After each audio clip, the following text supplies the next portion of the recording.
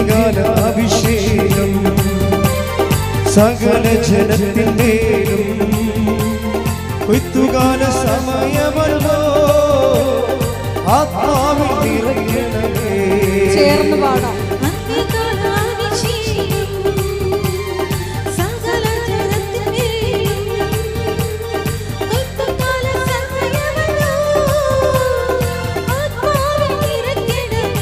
ഉറക്കെ പാടാം.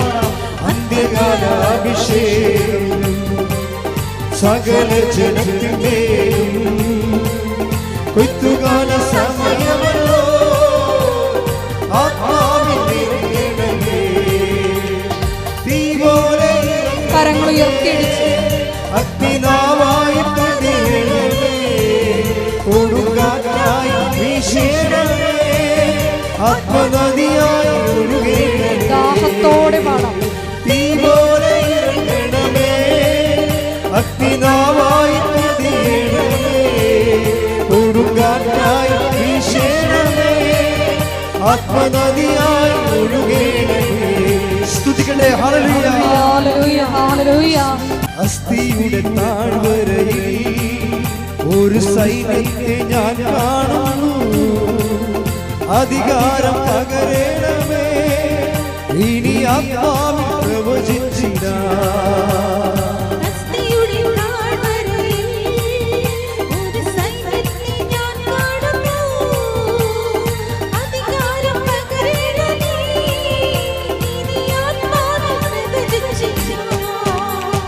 തീ പോലെ ഇറങ്ങണമേ. അഗ്നിനാവായി പതിയണമേ. കൊടുങ്കാറ്റായി വീശണമേ. ആത്മനദിയായി ഒഴുകണമേ. ശക്തിയോടെ തീ പോലെ ഇറങ്ങണമേ. അഗ്നിനാവായി പതിയണമേ. കൊടുങ്കാറ്റായി വീശണമേ. ആത്മനദിയായി ഒഴുകണമേ. പരിശുദ്ധ പരമാദിവ്യകാരുണ്യത്തിന് ആരാധനയും സ്തുതിയും പുകഴ്ചയും ഉണ്ടായിരിക്കട്ടെ. നല്ല പാല് ഏതാണെന്ന് ചോദിച്ചു കഴിഞ്ഞാൽ മലയാളി ഓട്ടോമാറ്റിക്കായിട്ട് പെട്ടെന്ന് പറയുന്ന സിമ്പിൾ ഉത്തരം എന്താണ്? നല്ല പാല് ഏതാണെന്ന് ചോദിച്ചു കഴിഞ്ഞാൽ ഏത് പാലിനാണ് വെള്ളം കുറവ് അതായിരിക്കും നല്ല പാല്. ഇപ്പം മിൽമ പാല് മറ്റു പാല് ഏജൻസിയൊക്കെ വന്ന കാരണം എല്ലാം കെമിക്കൽ ടെസ്റ്റ് ചെയ്തൊക്കെ പാലിൻ്റെ ചേരുവകയുടെ കണ്ടൻറ്റ് വൈസ് എല്ലാം ടെസ്റ്റ് ചെയ്ത് ആണ് നമുക്ക് തരണത്. എനിവേ പണ്ടൊക്കെ പാലും മെയിൻ കംപ്ലൈൻറ്റ് പാലിൻ്റെ അത് വെള്ളമാണെന്നുള്ളതാണ്. അത് വെള്ളത്തിൻ്റെ അളവ് നമ്മൾക്ക് മനസ്സിലാകാതിരിക്കാൻ വേണ്ടിയാണ് മറ്റൊരു നാട്ടിൽ നിന്ന് വന്നവർ മണ്ണിരയൊക്കെ ഇട്ടുകൊണ്ട് കൊണ്ടുപോകുന്നത്. കൊഴുത്ത് കൊടുത്ത് അങ്ങനെ ഇരിക്കും, വെള്ളമില്ലെന്ന് കൊഴുപ്പ്. അങ്ങനെയാണ് ഇതെല്ലാം. പണ്ട് അരിയിലൊക്കെ ഭയങ്കര കല്ലായിരുന്നു. കല്ല് ചേർക്കാൻ വേണ്ടി മാത്രം കമ്പനികളുണ്ടായിരുന്നു. മുക്കാച്ചാക്ക് അരി വാങ്ങിച്ചിട്ട് കാൽച്ചാക്ക് കല്ല് ചേർത്തിട്ട് മിക്സ് ചെയ്യാൻ വേണ്ടി പ്രത്യേകം ആ സ്ഥലമൊന്നും ഞാൻ പറയണില്ല, പത്രത്തിൽ ഇങ്ങനെ മുഴുവൻ ഈ കല്ല് ചേർക്കുന്ന സ്ഥലങ്ങളെല്ലാം കാണിക്കുമായിരുന്നു. കല്ലിൻ്റെ കാലൊക്കെ ഷോർട്ട് അടിച്ച് ഐസ് വന്നപ്പോഴാണ് ഇപ്പോൾ കല്ലിൻ്റെ കാലമൊക്കെ മാറിയത്. വെള്ളത്തിൻ്റെ കാലം അപ്പം നമ്മൾ പതുക്കെ പതുക്കെ മെച്ചമായി പല മേഖലകളിലും മെച്ചമായിക്കൊണ്ടിരിക്കുകയാണ്. നമ്മളെ പണ്ട് ചോറെന്ന് പറയുമ്പോൾ അപ്പം തന്നെ കല്ല് കടിച്ചു ആൾക്കാർ നിലയും വിളിച്ചിരിക്കും, ചിലർ ചോറിട്ടും പോകും. ഇതുപോലെ വിശ്വാസത്തിലും കല്ല് കടിക്കണ വിശ്വാസമുണ്ട്. വിശ്വാസത്തിൽ ചില ആൾക്കാരൊക്കെ കല്ല് ചേർത്ത് വെച്ചേക്കും. അതിൻ്റെ അകത്ത് വിശ്വാസത്തിലെ കല്ലെന്താണ്? സംശയം എന്ന് പറയും. സംശയത്തിന് വിശ്വാസത്തിൽ ചോറിൽ കല്ലുള്ളത് പോലെയാണ് വിശ്വാസത്തിലുള്ള കല്ലാണ് സംശയം.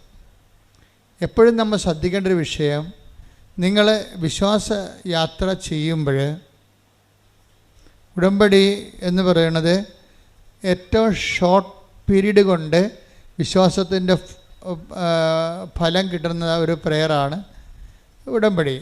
പക്ഷേ ആ ഷോർട്ട് പീരീഡിൽ എങ്ങനെയാണ് പെട്ടെന്ന് നമുക്ക് ഈ ഫലം കിട്ടുന്നതിന് രണ്ട് കാരണങ്ങളുണ്ട്.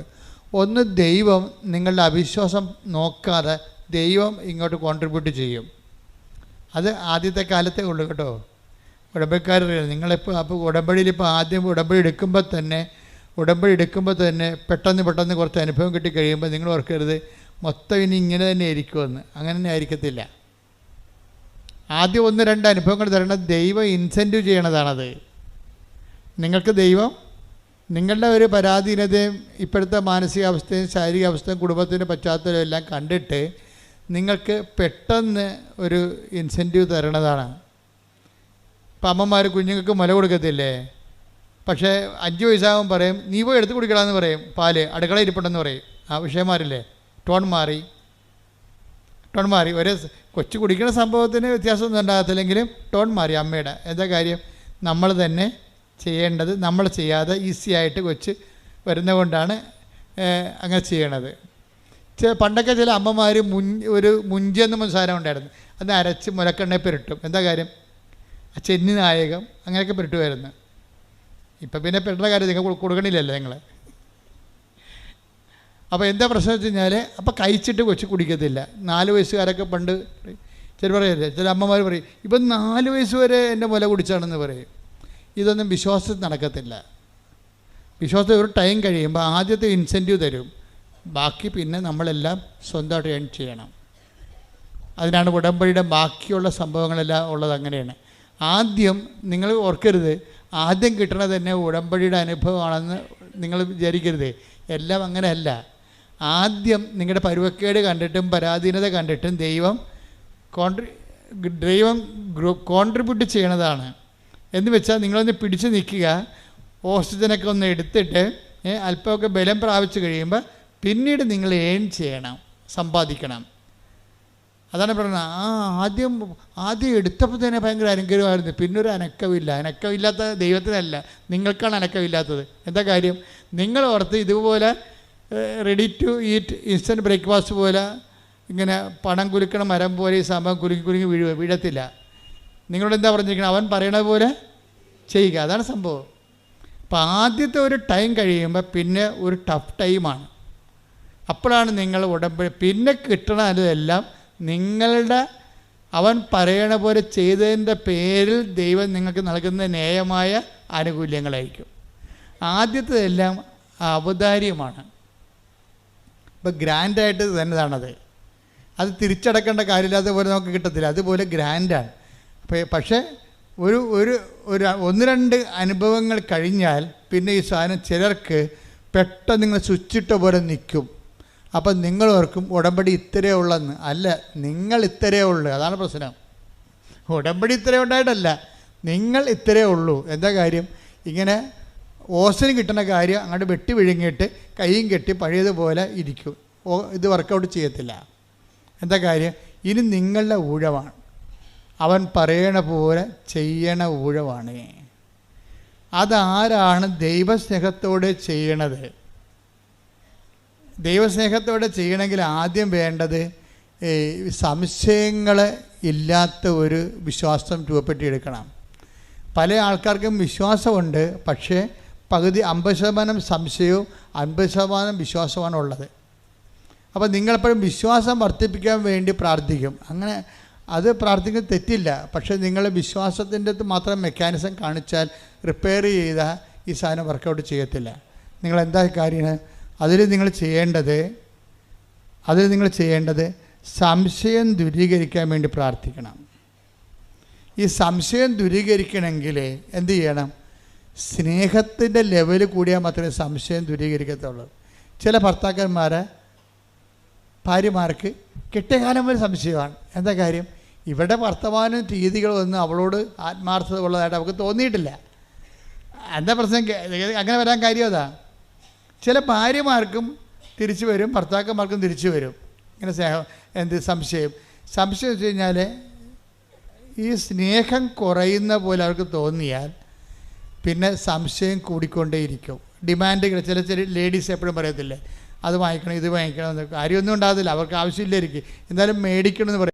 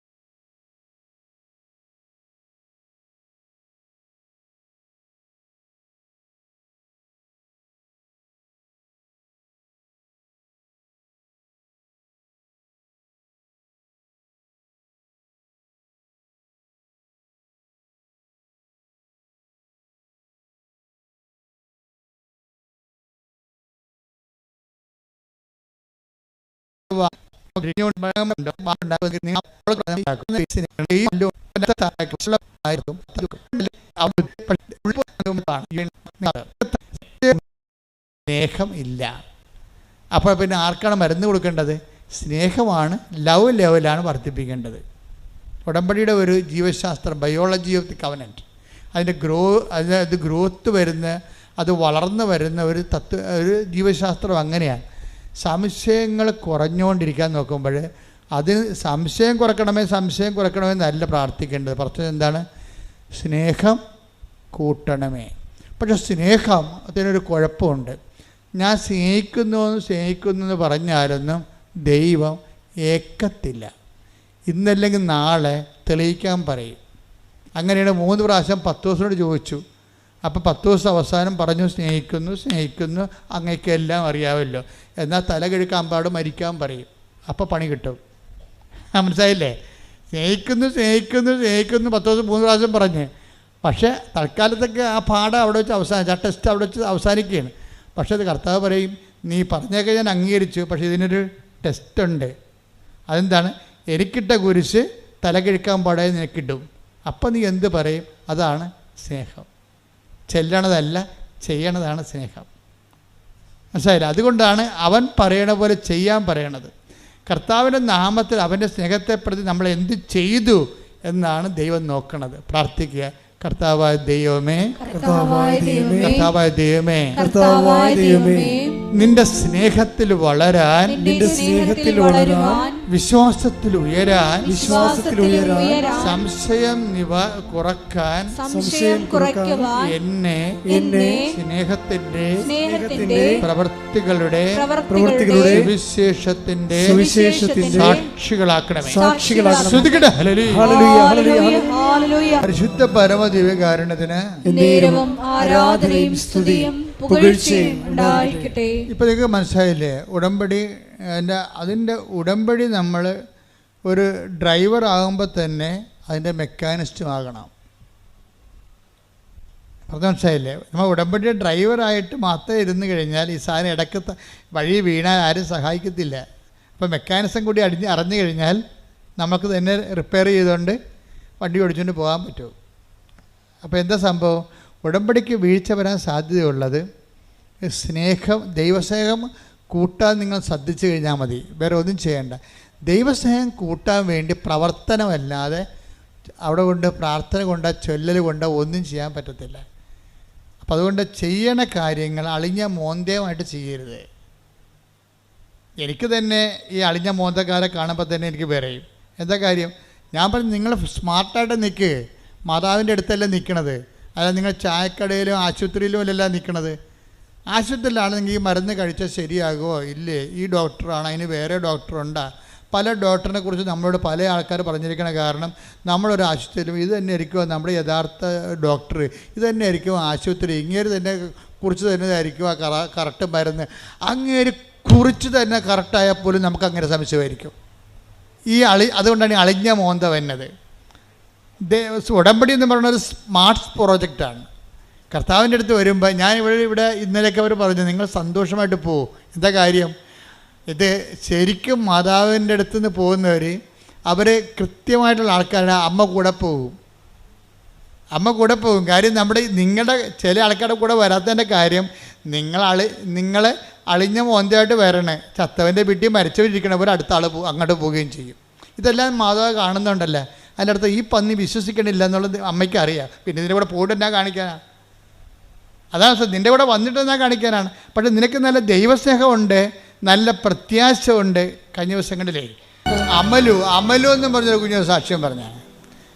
അമലുവിൻ്റെ സാക്ഷ്യം എന്ന് പറഞ്ഞത്, അമലു ഉള്ളതുപോലെ മാതാവിനോട് പറയുന്ന ആളാണ്. അമൽ പറഞ്ഞു, 10 കൊല്ലയുടെ മക്കളില്ലേ ആളിന്. അപ്പോൾ പല ചികിത്സ കഴിഞ്ഞിട്ട് ഇവ മക്കൾ എന്നുള്ള കാര്യം ആ ചാപ്റ്റർ അവർ ക്ലോസ് ചെയ്തിരിക്കുകയാണ്. ഇനിയിപ്പോൾ ഇങ്ങനെ ജീവിച്ചോളാമെന്നുള്ള ഒരു മനസ്സിനെ അങ്ങനെ പഠിപ്പിച്ചു, അങ്ങനെ കുഴപ്പമില്ലാതെ പോവുകയാണ്. അപ്പോഴാണ് ആൾക്കാർ പറയണത്, കൃപാസനം മാതാവ് 25 വർഷമായിട്ട് മക്കളില്ലാത്തവർക്ക് മക്കളെ കൊടുക്കുന്നുണ്ടെന്ന് പറഞ്ഞു. അപ്പോൾ അവർക്ക് പുതിയൊരു അധ്യായം ആണ് ശരിക്കും തുറന്നത് ജീവിതത്തിൽ.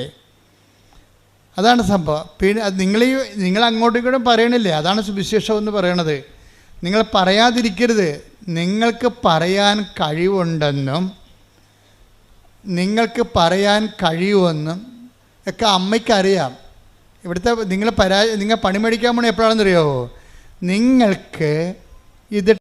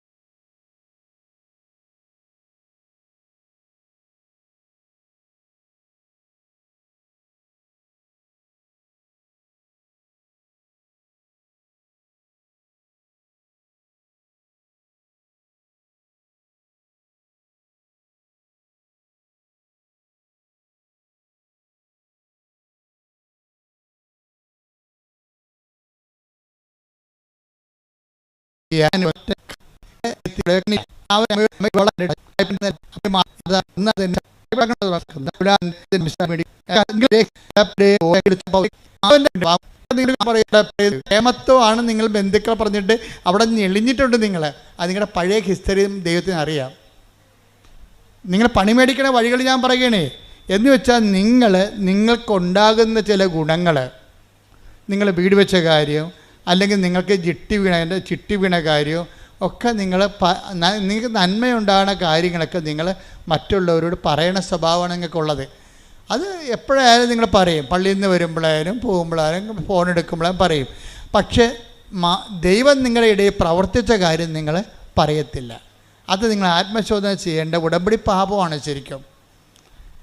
ഇപ്പോൾ ഈ ഉടമ്പടി കുമ്പസാരം എന്ന് പറയുമ്പോൾ ഞാൻ അച്ഛന്മാരുടെയൊക്കെ ആദ്യമൊന്നും സംസാരിക്കത്തില്ല. കാര്യത്തിൽ എനിക്ക് എന്താ വെച്ചാൽ എനിക്ക് ഉടമ്പടി കുമ്പസാരത്തെക്കുറിച്ച് എനിക്കൊരു ഐഡിയ ഉണ്ട്. എന്താ ഉടമ്പടി കുമ്പസാരം എന്ന് പറയണത്? അത് കരിസ്മാറ്റിക് കുമ്പസാരമോ ഇടവക വാർഷിക ധ്യാനം കുടുംബ കുമ്പസാരമോ അല്ല. ഉടമ്പടി എടുത്തതിന് ശേഷം ഒരു വ്യക്തി ഉടമ്പടിയിൽ ദൈവവുമായിട്ട് ജീവിച്ച് കഴിയുമ്പോൾ ആ വ്യക്തി കൈവരിക്കേണ്ട ചില ആധ്യാത്മിക ഔന്നത്യങ്ങളുണ്ട്. അവിടം വരെ എത്തിയില്ലെങ്കിൽ ഉപേക്ഷ എന്ന പാപമാണത്. മനസ്സിലായില്ലേ? അവിടം വരെ. അപ്പോൾ ഒരു ഉടമ്പടി എടുത്തു കഴിയുമ്പോൾ ഒരു വ്യക്തി കൈവരിക്കേണ്ട ആധ്യാത്മികമായ ഔന്നത്യമുണ്ട്. ആ വ്യക്തി അതനുസരിച്ച് വളർന്നില്ല എന്നുണ്ടെങ്കിൽ അതൊരു ഉടമ്പടി പാപമായിട്ട് വരും, ഉപേക്ഷ എന്ന പാപമായിട്ട് വരും. എന്താ കാര്യം? നിങ്ങളുടെ പഴയ ഫയൽ നോക്കിക്കഴിഞ്ഞാൽ നിങ്ങളുടെ എല്ലാ നല്ല കാര്യങ്ങളും, മക്കളുടെ കാര്യങ്ങളും, മരുമക്കളുടെ കാര്യങ്ങൾ പോലും നിങ്ങൾ നാട്ടുകാരെ കെട്ടിയെഴുന്നള്ളിക്കുന്ന ആളാണ്, പറയുന്ന ആളാണ്. സ്വന്തം കേമത്വത്തിന് വേണ്ടിയായിരിക്കും അത് പറയണത്. പക്ഷെ ദൈവം നിങ്ങൾക്ക് തന്ന കാര്യങ്ങളെ പലതും നിങ്ങൾ പറയണില്ല. അഥവാ ഇനി ദൈവം തന്ന കാര്യം പോലും പറയണത് നിങ്ങളുടെ അക്കൗണ്ടിലായിരിക്കും. ഇവിടെ വന്നിട്ട് സാക്ഷിയൊക്കെ പറയും, ഞങ്ങൾക്ക് വീടില്ലായിരുന്നു, സ്ഥലമില്ലായിരുന്നു, വഴിയില്ലായിരുന്നു, അമ്മയടുത്ത് വന്നപ്പോൾ അമ്മ വീട് തന്നു, സ്ഥലം തന്നെന്നൊക്കെ പറയും. ഇവിടെ വന്ന് പറയും. പക്ഷേ നാട്ടിൽ ചെന്നിട്ട് എന്ത് പറയും?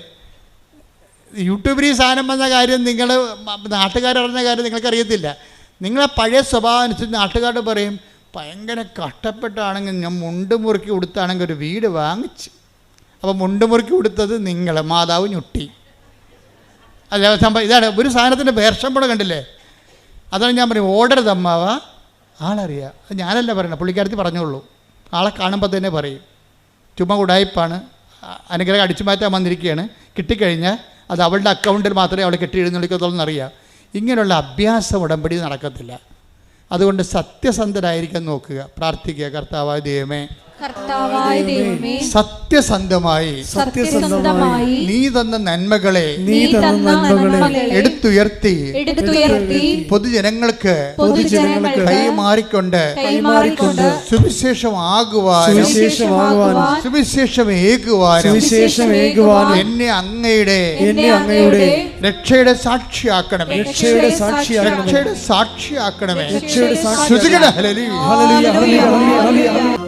ഇപ്പോൾ ഉടമ്പടി ഒരു ടൈം ബൗണ്ട് ആയിട്ടുള്ള പ്രെയറാണ്. 90 ദിവസമാണ് ഫസ്റ്റ് യൂണിറ്റ് എന്ന് പറയണത്. ഫസ്റ്റ് യൂണിറ്റ് അപ്പോൾ 90 ദിവസത്തിനുള്ളിൽ നിങ്ങൾക്ക് എന്ത് സംഭവിക്കുന്നു എന്നുള്ളതല്ല വിഷയം.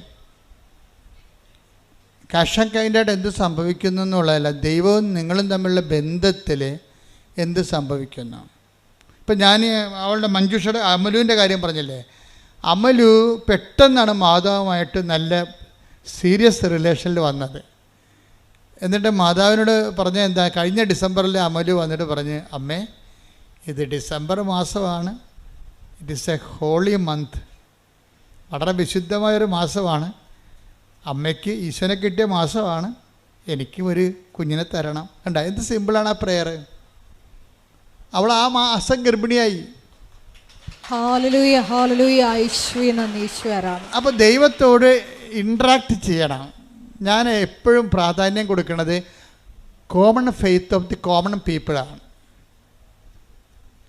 നമുക്ക് സംഭവിച്ചത് വിശ്വാസത്തിന് ഒരു സാങ്കേതിക ജടിലതയിൽ അപ്രാപ്യമായിട്ട് സാങ്കേതിക ജ്ഞാനമായിട്ട് പ്രതിഷ്ഠിക്കപ്പെട്ടത് കാരണം ഈ വിശ്വാസത്തിൻ്റെ നല്ല ഫലങ്ങൾ താഴേക്ക് വരത്തില്ല. താഴേക്ക് വരുത്താൻ വേണ്ടി വല്ല രാഷ്ട്രീയ കഥകളോ നാട്ടുകഥകളോ, അവിടെ കല്ലില്ല ഇവിടെ കല്ലില്ല എന്നൊക്കെ പറഞ്ഞ് പുൾപ്പിറ്റ് ആപ്പാടെ കുളമാക്കി കളയും. ജനങ്ങൾക്ക് ദൈവത്തിൻ്റെ വഴികൾ പറഞ്ഞു കൊടുക്കാനും ദൈവാനുഭവത്തിലേക്ക് ജനങ്ങളെ നയിക്കാനും അവർ അനുഭവിച്ച് പരിചയിച്ച ആധ്യാത്മികതയുടെ ചില പുഴുക്കുത്തുകളെ എടുത്തു മാറ്റിയിട്ട് അതിനെ ക്രെഡിലൈസ് ചെയ്തിട്ട് അതിലവരെ ബൂസ്റ്റ് ചെയ്യുകയാണ് ഉടമ്പടി ചെയ്യണത്. എന്നിട്ട് ഇപ്പം നിങ്ങൾക്ക് സംസാരിക്കാൻ നല്ലോണം അറിയാം, അപ്പോൾ ദൈവത്തോട് നിങ്ങൾ അമ്മയെന്നല്ലേ വിളിക്കണത്, അല്ലേ? അല്ല കളക്ടർ എന്നൊന്നല്ലേ വിളിക്കണത്, അമ്മ. അപ്പോൾ നമുക്ക് ആ ഒരു അമിക്കബിലിറ്റി ഉണ്ട് പ്രെയറിൽ.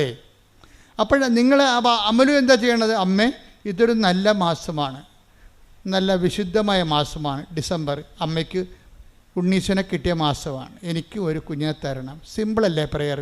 ഇതിനേക്കാൾ വലിയ പ്രാർത്ഥന എന്തുകൊണ്ട്?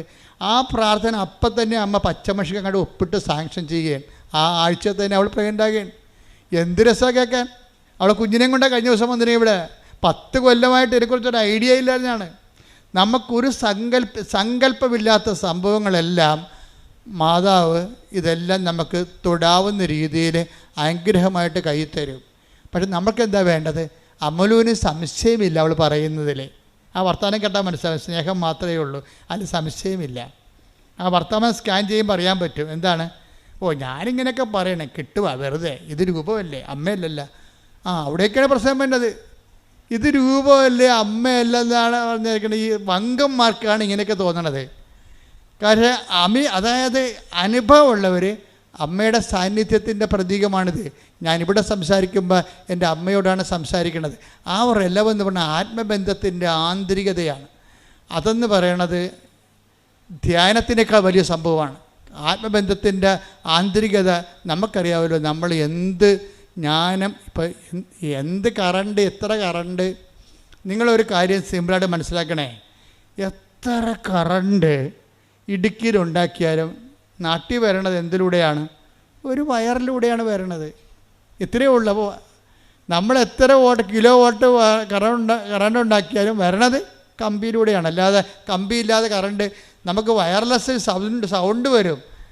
സൗണ്ട് വയർലെസ്സിലൂടെ വയറില്ലെങ്കിലും വരും. പക്ഷേ കറണ്ട് വയർലെസ്സായിട്ട് വരത്തില്ല. നമ്മൾ എത്ര വാട്ട് കറണ്ട് ഉണ്ടാക്കിയാലും വരണത് കമ്പിയിലൂടെയാണ്. നിങ്ങൾ ദൈവത്തെക്കുറിച്ച് എന്ത് പഠിച്ചാലും, സ്വർഗത്തിൽ പോയി കുത്തിയിരുന്ന് പഠിച്ചാലും ട്രാൻസ്മിഷൻ പ്രാർത്ഥനയിലൂടെ വരത്തുള്ളൂ. അതെപ്പോഴും മനസ്സിലാക്കണം. പിടിയാ, നിങ്ങൾ ദൈവത്തെക്കുറിച്ച് എന്ത് ശാസ്ത്രം പഠിച്ചാലും ശരി, ദൈവത്തോടുള്ള കമ്മ്യൂണിക്കേഷൻ പ്രാർത്ഥനയിലൂടെ വരത്തുള്ളൂ. അല്ലെങ്കിൽ പ്രാർത്ഥനാ നിർഭരമായ പ്രവർത്തനങ്ങൾ, അതിൻ്റെ കണ്ടൻറ്റ് വൈസ് സ്നേഹമാണ്, അല്ല വേറെ ഒന്നുമല്ല. വിശ്വാസമെന്ന് പറഞ്ഞു കഴിഞ്ഞാൽ വിശ്വാസത്തിൻ്റെ അകത്തുള്ള കുഴപ്പം, അതിൻ്റെ അകത്ത് നമ്മൾ സൂക്ഷിച്ചില്ലെങ്കിൽ സംശയത്തിൻ്റെ ഒരു ചേരുവക ഉണ്ടാകും. അതുകൊണ്ട് ദൈവം നിങ്ങൾ വിശ്വാസത്തെ ഒത്തിരി ഇട്ട് വർദ്ധിപ്പിക്കാൻ വേണ്ടി അതിൻ്റെ അകത്ത് റിപ്പയർ ചെയ്യാൻ നോക്കണ്ട, ടൈം എടുക്കും. അതിന് പറയും നിങ്ങളെന്താ ചെയ്യേണ്ടത്? ദൈവത്തോടുള്ള സ്നേഹം വർദ്ധിപ്പിക്കണം. എന്താ കാര്യം? സ്നേഹം വർദ്ധിക്കുന്നുണ്ടെങ്കിൽ, ദൈവത്തോടൊക്കെ സ്നേഹം ഉണ്ടെങ്കിൽ നിങ്ങൾക്ക് നിങ്ങളെ നിങ്ങളുടെ നാത്ത് ചില ആൾക്കാർ പറയുന്നത്, എൻ്റെ അച്ഛ എന്ത് ചെയ്യാനാണ് അച്ഛ, എൻ്റെ മാല അവൾ കൊണ്ടുപോയി, ഇപ്പം തരാമെന്ന് പറഞ്ഞ് കൊണ്ടുപോയതാണ്. അവളുടെ മാല ചിട്ടിക്ക് എടുത്തപ്പോൾ പണയം വെച്ച് പോയി. അങ്ങനെ ആ മാല, അപ്പോൾ അവൾക്കൊരു കല്യാണം ഉണ്ടായിരുന്നു. ആ കല്യാണത്തിന് ഇരവ് എന്നോട് ചോദിച്ചതാണ്. പാവപ്പെട്ടവരുടെ ജീവിതം ഭയങ്കര കഷ്ടമാണ്. അങ്ങോട്ട് ചോദിക്കൊടുക്കും അവർ. എടുത്തിട്ട് പിന്നെ എന്ത് ചെയ്യും, അവർ അപ്പുറത്തെ കല്യാണത്തിന് പോകാൻ വേണ്ടി മേടിച്ച മാലയാണ്. പക്ഷേ ആ പന്നി അതിനെല്ലാം ചെയ്തത്, അവർ വിറ്റ് കളഞ്ഞ സാധനം. ഈ മനുഷ്യരോട് നമുക്ക് സംസാരിക്കാൻ പറ്റുമോ? പിന്നെ എന്നെ പറ്റിപ്പാണ് ആൾ, എൻ്റെ മാല ഊരിക്കൊണ്ടുപോയി എന്നോട് ചോദിക്കാൻ വിറ്റ ആളാണ്, ഇനി എൻ്റെ അടിച്ചതിൻ്റെ അകത്ത് അവളെ കയറ്റത്തില്ലെന്ന് പറയും. പക്ഷെ ഉടമ്പടി എടുത്താൽ പറയാൻ പറ്റത്തില്ല. എന്താ കാര്യം? നമ്മൾ ദൈവത്തെയാണ് സ്നേഹിക്കണത്. പിടിയിടിയാ. അപ്പം നിങ്ങൾക്കിട്ട് പണി തന്ന ആൾക്കാരോടും നിങ്ങൾ ഉടമ്പടിയോട് കൂടി നിരപ്പാകാൻ നോക്കണം. കാര്യം വിശ്വാസമല്ല വലുത്, എന്താണ്? സ്നേഹമാണ്. കാര്യം എന്താണ്? ആ മാലയെക്കാളും നാത്തുവിനോടുള്ള വൈരാഗ്യത്തെക്കാളും എൻ്റെ ദൈവത്തെ ഞാൻ സ്നേഹിക്കുന്നു. സ്നേഹിക്കുന്നവരെന്താ പറഞ്ഞിരിക്കണത്? നിങ്ങൾ ശത്രുവിനായാലും എന്നെ പ്രതി സ്നേഹിക്കണം. അതാ പ്രശ്നം. അത് എന്നിട്ട് കർത്താവ് ചോദിക്കും, സ്നേഹിക്കുന്നവരെ മാത്രമാണ് നിങ്ങൾ സ്നേഹിക്കണമെങ്കിൽ പ്രതിഫലത്തിന് എന്താണ്? Take the word of God. ശ്രദ്ധിക്കട്ടെ. ഹല്ലേലൂയ, ഹല്ലേലൂയ, ഹല്ലേലൂയ, ഹല്ലേലൂയ, ഹല്ലേലൂയ, ഹല്ലേലൂയ. യേശുവേ നന്ദി. ഹല്ലേലൂയ, ഹല്ലേലൂയ. യേശുവേ ആരാധന, ആരാധന. മത്തായി 5:46. മത്തായി 5:46. നിങ്ങളെ സ്നേഹിക്കുന്നവരെ നിങ്ങൾ സ്നേഹിച്ചാൽ. കേട്ടോ കേട്ടോ കേട്ടോ, എന്താ പറയണത്? നിങ്ങളെ സ്നേഹിക്കുന്നവരെ നിങ്ങൾ സ്നേഹിച്ചാൽ നിങ്ങൾക്ക് എന്ത് പ്രതിഫലമാണ് ലഭിക്കുക? നിങ്ങൾക്ക് എന്ത് പ്രതിഫലമാണ് ലഭിക്കുക? ചുങ്കക്കാർ പോലും അത് തന്നെ ചെയ്യുന്നില്ലേ? അതെന്താ സംഭവിച്ചു കഴിഞ്ഞാൽ, ഈ ചുങ്കക്കാരാണെങ്കിൽ പോലും അവർ സ്നേഹിക്കുന്നവർക്ക് തന്നെ അവർ അങ്ങോട്ടും ഇങ്ങോട്ടും സ്നേഹിക്കുന്നുണ്ട്. പക്ഷെ അതിന് ദൈവത്തിൻ്റെ തിരുസന്നിധിയിൽ നിന്ന് നമുക്ക് റിവാർഡൊന്നുമില്ല. പ്രതിഫലം എന്ന് പറഞ്ഞാൽ ആര് തരേണ്ടതാണ്? ഇതാ ഞാൻ വരുന്നു, എൻ്റെ പ്രതിഫലവും കൊണ്ട് വരുന്നു എന്നാണ് പറയണത്. കൃപയുടെ അവസാന കാലത്തിൻ്റെ വരവിന്, അവസാന കാലത്തെ വരവിൽ പറയണത്, ഇതാ ഞാൻ വരുന്നു, എൻ്റെ പ്രതിഫലവും കൊണ്ടുവരുന്നു, അഥവാ എൻ്റെ സമ്മാനവും കൊണ്ടുവരുന്നു. അപ്പോൾ അതാരാണ്? ദൈവത്തിൽ നിന്ന് ലഭിക്കുന്നതാണ് പ്രതിഫലം എന്ന് പറയണത്. ദൈവത്തിൽ നിന്ന് ലഭിക്കുന്നതിനാണ് പ്രതിഫലം എന്ന് പറയണത്. അതെങ്ങനെ കിട്ടണത് നമുക്ക്? അത് നമുക്ക് കിട്ടണം, നിങ്ങളെ സ്നേഹിക്കുന്നവരെ മാത്രം നിങ്ങൾ സ്നേഹിച്ചാൽ ദൈവത്തിൽ നിന്നൊന്നും പ്രതീക്ഷിച്ചിട്ട് കാര്യമില്ല. ഓക്കെ അല്ലേ? ഓക്കെ അല്ലേ? പറച്ച് എന്ത് ചെയ്യണം? ശത്രുക്കളെ സ്നേഹിക്കണം, ദ്രോഹിക്കുന്നവരെ ആശീർവദിക്കണം. സെൻറ്റ് പോൾ പറയും, ആശീർവദിക്കുക മാത്രമേ ചെയ്യാവൂ. ഇതിനെ ഉടമ്പടിക്ക് പറ്റുന്ന രീതിയിൽ നമ്മുടെ ജീവിതം ക്രമീകരിക്കുകയാണ്, ജീവിതം പുനഃക്രമീകരിക്കുകയാണ്. എന്താ ഇത് പെട്ടെന്ന് സ്പീഡാക്കാനുള്ള മാർഗ്ഗമാണ്. ഉടമ്പടി അനുഭവങ്ങളെ പെട്ടെന്ന് സ്പീഡാക്കാനുള്ള മാർഗം. സ്പീഡാക്കുക എന്ന് പറഞ്ഞു കഴിഞ്ഞാൽ അതിൻ്റെ അകത്ത് നമുക്ക് നമ്മുടെ റോഡിലൊക്കെ ചില റോഡുകളൊക്കെ പോയാൽ നമുക്ക് ഭയങ്കര സ്ലോ ആയിരിക്കും. കട്ടറും അല്ലേ, ബമ്പും ഹമ്പും കട്ടറും എല്ലാം കൂടി അങ്ങനെ വിടും. പക്ഷേ അങ്ങനെയല്ല, ഇതെല്ലാം നിരപ്പാകും. ജനങ്ങളുമായിട്ട് നമ്മൾ നിരപ്പായി കഴിഞ്ഞാൽ ദൈവത്തിൻ്റെ ഇടപെടലിൻ്റെ സ്പീഡ് കൂടും.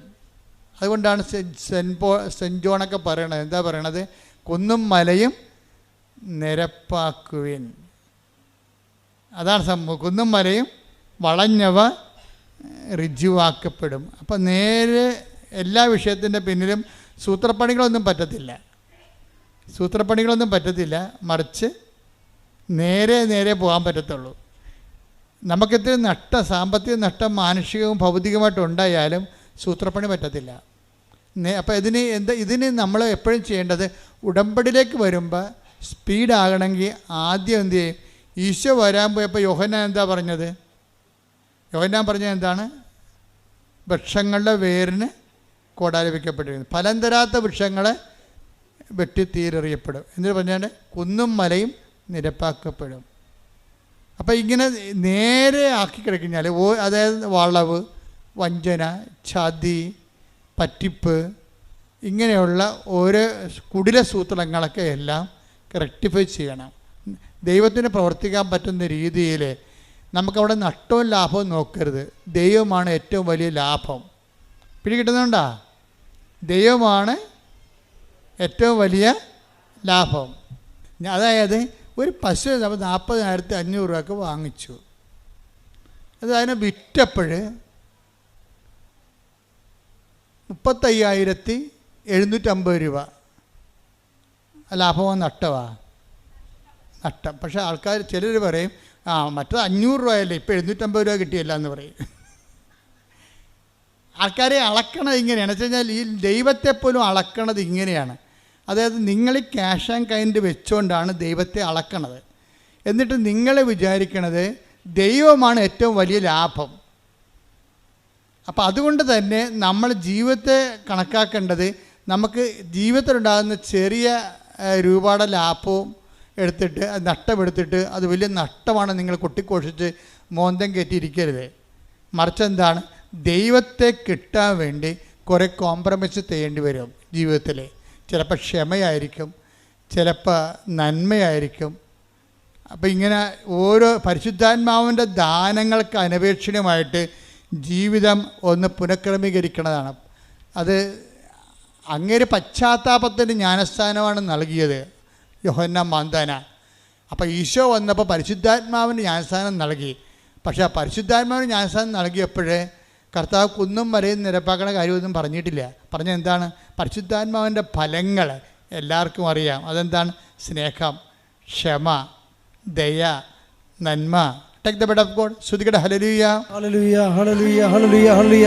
യേശുവേ നന്ദി. ഹല്ലേലൂയ. 5:22-23. ഗലാത്യർ 5:22-23. എന്നാൽ ആത്മാവിന്റെ ഫലങ്ങൾ സ്നേഹം, ആനന്ദം, സമാധാനം, ക്ഷമ, ദയ, നന്മ, വിശ്വസ്തത, സൗമ്യത, ആത്മസംയമനം ഇവയാണ്. ഇതെന്ത് വരുന്ന വെച്ചാൽ ഇതിനകത്ത് ഇപ്പോൾ പ്രത്യാശ നമ്മളെ നിരാശരാക്കുന്നില്ല. റോമ 5:5 വായിച്ചേ. ഈ റോമ 5:5 ഗലാത്യർ 5:22 നമ്മൾ കണക്ഷൻ ഉണ്ടെന്നാണ് ഇപ്പോൾ പരിശുദ്ധാത്മാവ് നൽകുന്ന സൂചന. ഗലാത്യർ 5 റോമ 5:5 റോമ 5:5. പ്രത്യാശ നമ്മെ നിരാശരാക്കുന്നില്ല. ഒന്ന് പറഞ്ഞ പ്രത്യാശ നമ്മളെ നിരാശരാക്കുന്നില്ല. കാരണം നമുക്ക് നൽകപ്പെട്ടിരിക്കുന്ന പരിശുദ്ധാത്മാവിലൂടെ ദൈവത്തിന്റെ സ്നേഹം നമ്മുടെ ഹൃദയങ്ങളിലേക്ക് ചൊരിയപ്പെട്ടിരിക്കുന്നു. അപ്പോൾ പ്രത്യാശ ഉണ്ടെങ്കിൽ അതിൻ്റെ അർത്ഥം എന്താണ്? സ്നേഹം ചൊരിഞ്ഞു എന്നതിൻ്റെ അർത്ഥം ക്ലിയർ അല്ലേ? നമുക്ക് പ്രത്യാശ ഉണ്ടെങ്കിൽ സ്നേഹം നമ്മളിലേക്ക് ചുരിഞ്ഞു എന്ന അർത്ഥം. നമുക്ക് ദൈവസ്നേഹം വന്നു എന്ന് എങ്ങനെ അറിയാൻ പറ്റും? അച്ഛനും പറയും, എല്ലാവരും പറയും ദൈവസ്നേഹം. പക്ഷെ നമ്മളിലേക്ക് ദൈവസ്നേഹം വന്നു എന്ന് എങ്ങനെ അറിയാൻ പറ്റുമെന്നാണ് ഇപ്പോൾ പരിശുദ്ധാത്മാവ് ഓൺലൈനിൽ പറയണത്. എന്താ പറയണത്? അതായത് ഒന്ന് റോമർ 5:5 വായിച്ച്. പ്രത്യാശ നമ്മെ നിരാശരാക്കുന്നില്ല. പ്രത്യാശ നമ്മളെ നിരാശരാക്കുന്നില്ല.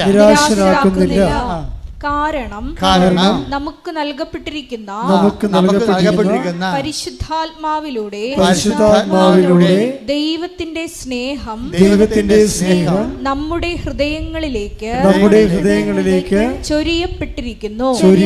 അപ്പൊ നമ്മൾക്ക് ഒരു വിഷയത്തിൽ പ്രത്യാശ ഉണ്ടെന്ന് വെച്ചാൽ അതിന്റെ അർത്ഥം എന്താണ്? പരിശുദ്ധാത്മാവ് നമ്മൾ നിറഞ്ഞു എന്നതിൻ്റെ അർത്ഥം നിറഞ്ഞിരിക്കുന്നു. പരിശുദ്ധാത്മാവിൻ്റെ ഫലം എന്താണ്? അത് സമാധാനമാണ്. ഈ പ്രത്യാശ എന്ന് പറയുന്നത് തന്നെയാണ് സമാധാനം. നമ്മൾ പരിശുദ്ധാത്മാവിൻ്റെ ഫലങ്ങൾ കണ്ടില്ലേ? പരിശുദ്ധാത്മാവ് വന്നപ്പോൾ ഉടനെ ഫലം വന്ന്. എന്താണത്? ഗലാത്യർ 5:22 വായിച്ചേ.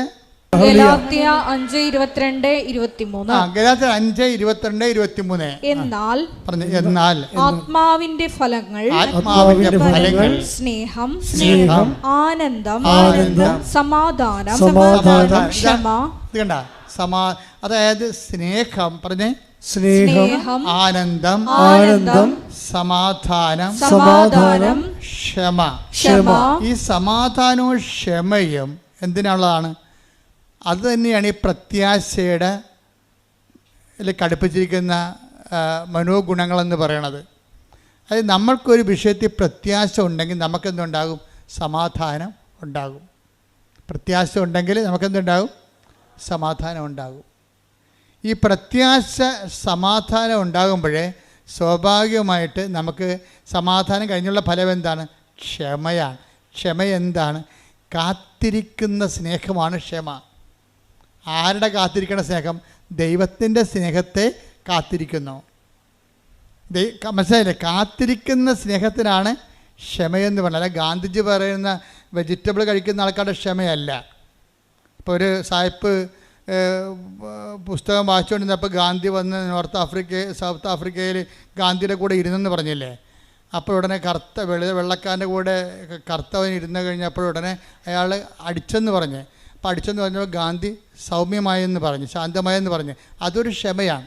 അതിന് വെജിറ്റബിൾ ക്ഷമയെന്ന് പറയും. എന്ന് വെച്ച് കഴിഞ്ഞാൽ പച്ചക്കറി മാത്രം കഴിച്ച് ജീവിക്കുന്നവർക്ക് സ്വാഭാവികമായിട്ട് ക്ഷമയുണ്ടാകും. പന്നി ഇറച്ചിയും പശുവിറച്ചി കഴിക്കുന്നവർക്ക് ചൂടുണ്ടാകും. അത് നമ്മുടെ ബോഡിയും നമ്മൾ കഴിക്കുന്ന ആഹാരവും ശരീരത്തിൻ്റെ ചൂടും അവൻ്റെ പ്രവർത്തനങ്ങളും തമ്മിൽ വ്യത്യാസമുണ്ട്. ഇന്ത്യ ഓരോരുത്തർ യുദ്ധത്തിന് പോയിട്ടില്ലല്ലോ. അവരടുത്തും പോയാ? ഇന്ന് വരെ ഇന്ത്യക്കാരൻ യുദ്ധത്തിന് പോയിട്ടില്ല. നമ്മുടെ മേക്കെട്ട് കയറാൻ വന്നിട്ടേ ഉള്ളൂ. നമ്മളെന്താ യുദ്ധത്തിന് പോകാഞ്ഞത്? നമ്മുടെ സസ്യബുക്കുകളാണ്. ബേസിക്കായിട്ട് സസ്യബുക്കുകളാണ്. 5000 കുറച്ച് ചരിത്രം എടുത്താൽ ഓരോരുത്തരും പോയി ആക്രമിച്ച് ആരെങ്കിലും വന്നപ്പോൾ അളമുട്ടിയ തിരിഞ്ഞ് കടിക്കുമെന്ന് പറഞ്ഞാൽ നമ്മുടെ വായിക്കയറി പല്ലുണ്ടാന്ന് നോക്കിയപ്പോൾ കടിച്ചെന്നല്ലാതെ അങ്ങോട്ട് കയറി കാച്ചിട്ടില്ല. അപ്പം അങ്ങനെ സസ്യബുക്കുകൾക്ക് സ്വാഭാവികമായൊരു ക്ഷമ ഉണ്ടാകും. ആ ക്ഷമയല്ല പരിശുദ്ധാത്മാവിൻ്റെ ക്ഷമ. തെറ്റിദ്ധരിക്കരുത്. പരിശുദ്ധാത്മാവിൻ്റെ ക്ഷമയെന്ന് പറയണത് പച്ചയിറച്ചി കഴിച്ചാലും എന്താണ് കിട്ടണത്? കഴിക്കാതെ ജീവിക്കാൻ പറ്റുമോ? ചൈനയിലെ ആൾക്കാർ പാമ്പ് തിന്നുന്നുണ്ട്, പട്ടിയെ തിന്നേണ്ട ആൾക്കാർ വരെ ഉണ്ട്. അവിടെ അതേ കിട്ടത്തുള്ളൂ. പറഞ്ഞിട്ട് വല്ല കാര്യമുണ്ടോ? എന്താണ് കിട്ടണത് അത് തിന്ന് അവൻ ജീവിക്കുകയാണ് അവിടെ.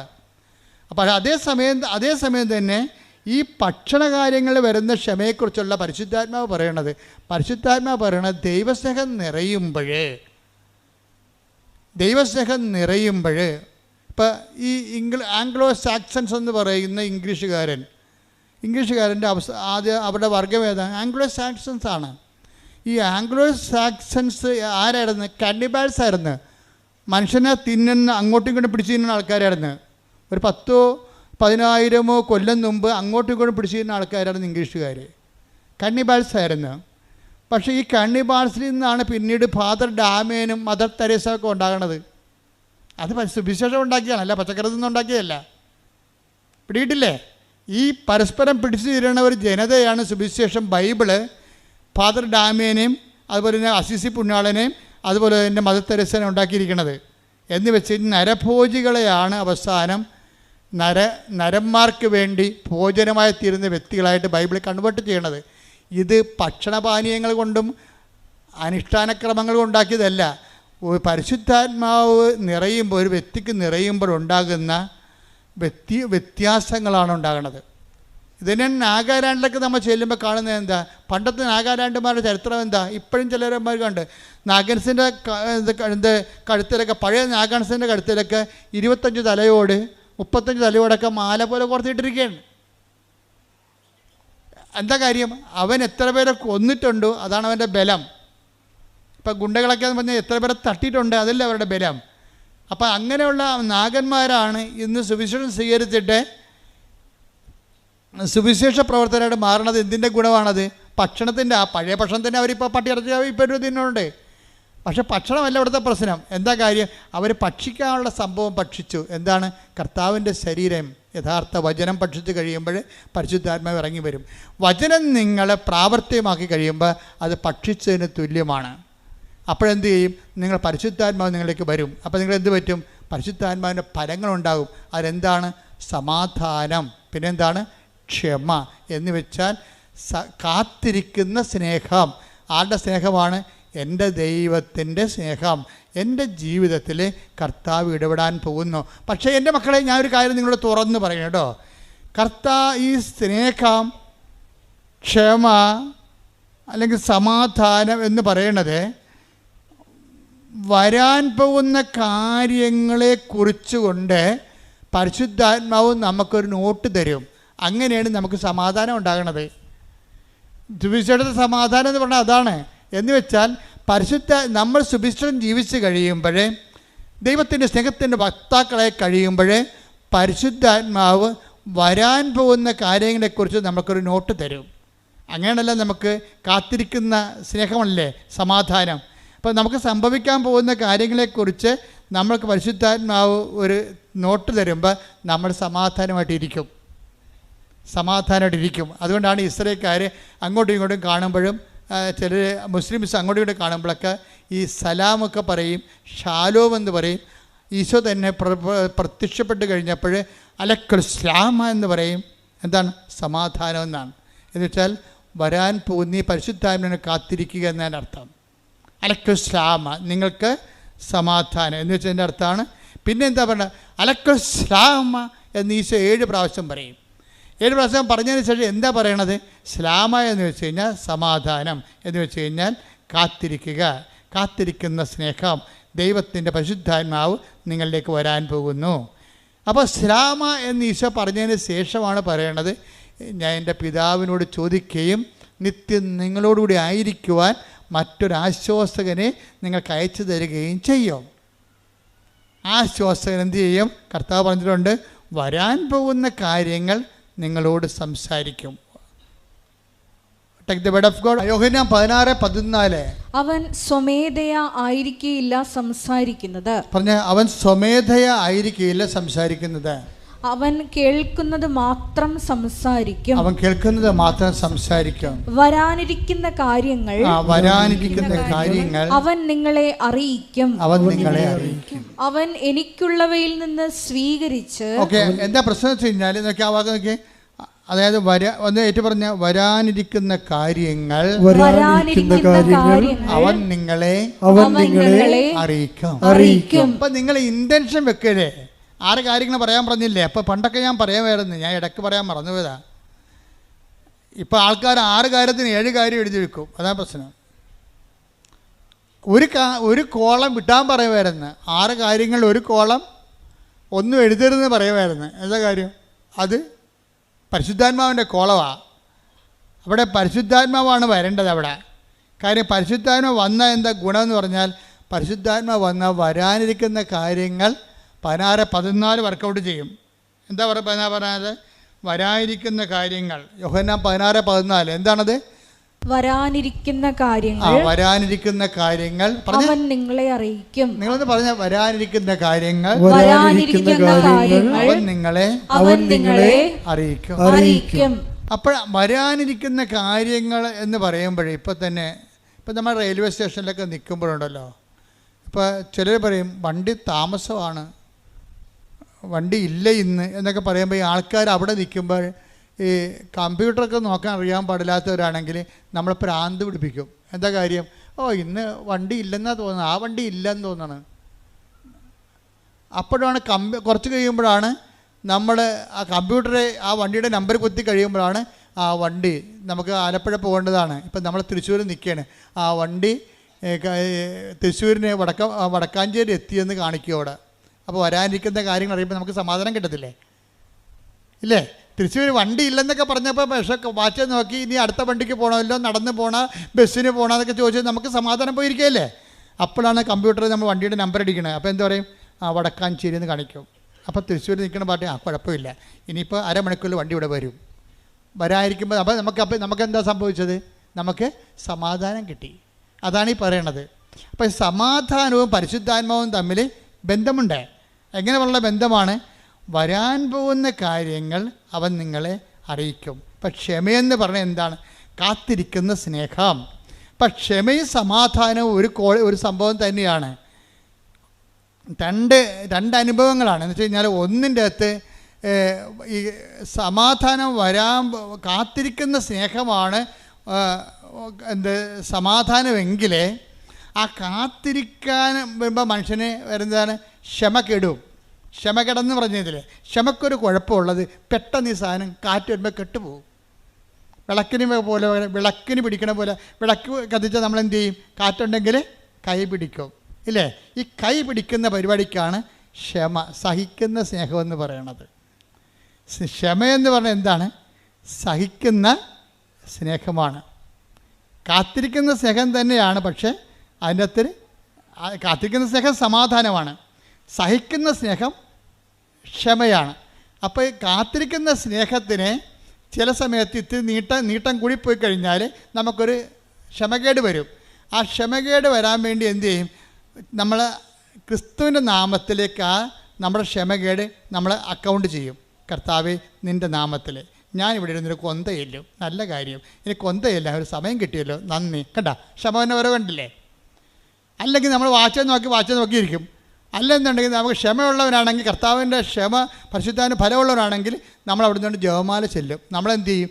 എന്നിട്ട് നമ്മളോട് ഈ എവിടെയെല്ലാം കർത്താവിന് കാലുകുത്താൻ പറ്റണില്ല ആ രാജ്യങ്ങളെല്ലാം നമ്മളെ സമർപ്പിച്ച് പ്രാർത്ഥിക്കും.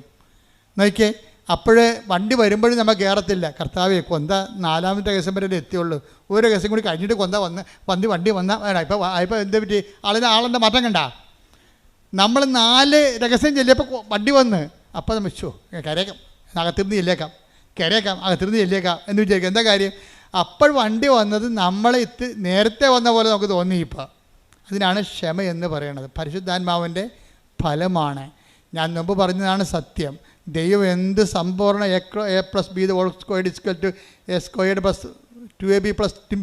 എന്ന് പറഞ്ഞാലും ശരി, എന്ത് സങ്കീർണമാക്കി ദൈവത്തെ നിങ്ങൾ മാറ്റിയാലും ശരി, ദൈവത്തിനെ സങ്കീർണമാക്കി മാറ്റിയതാണ് അക്കാഡമികളുടെ ഏറ്റവും വലിയ ദുരന്തം എന്ന് പറയുന്നത്.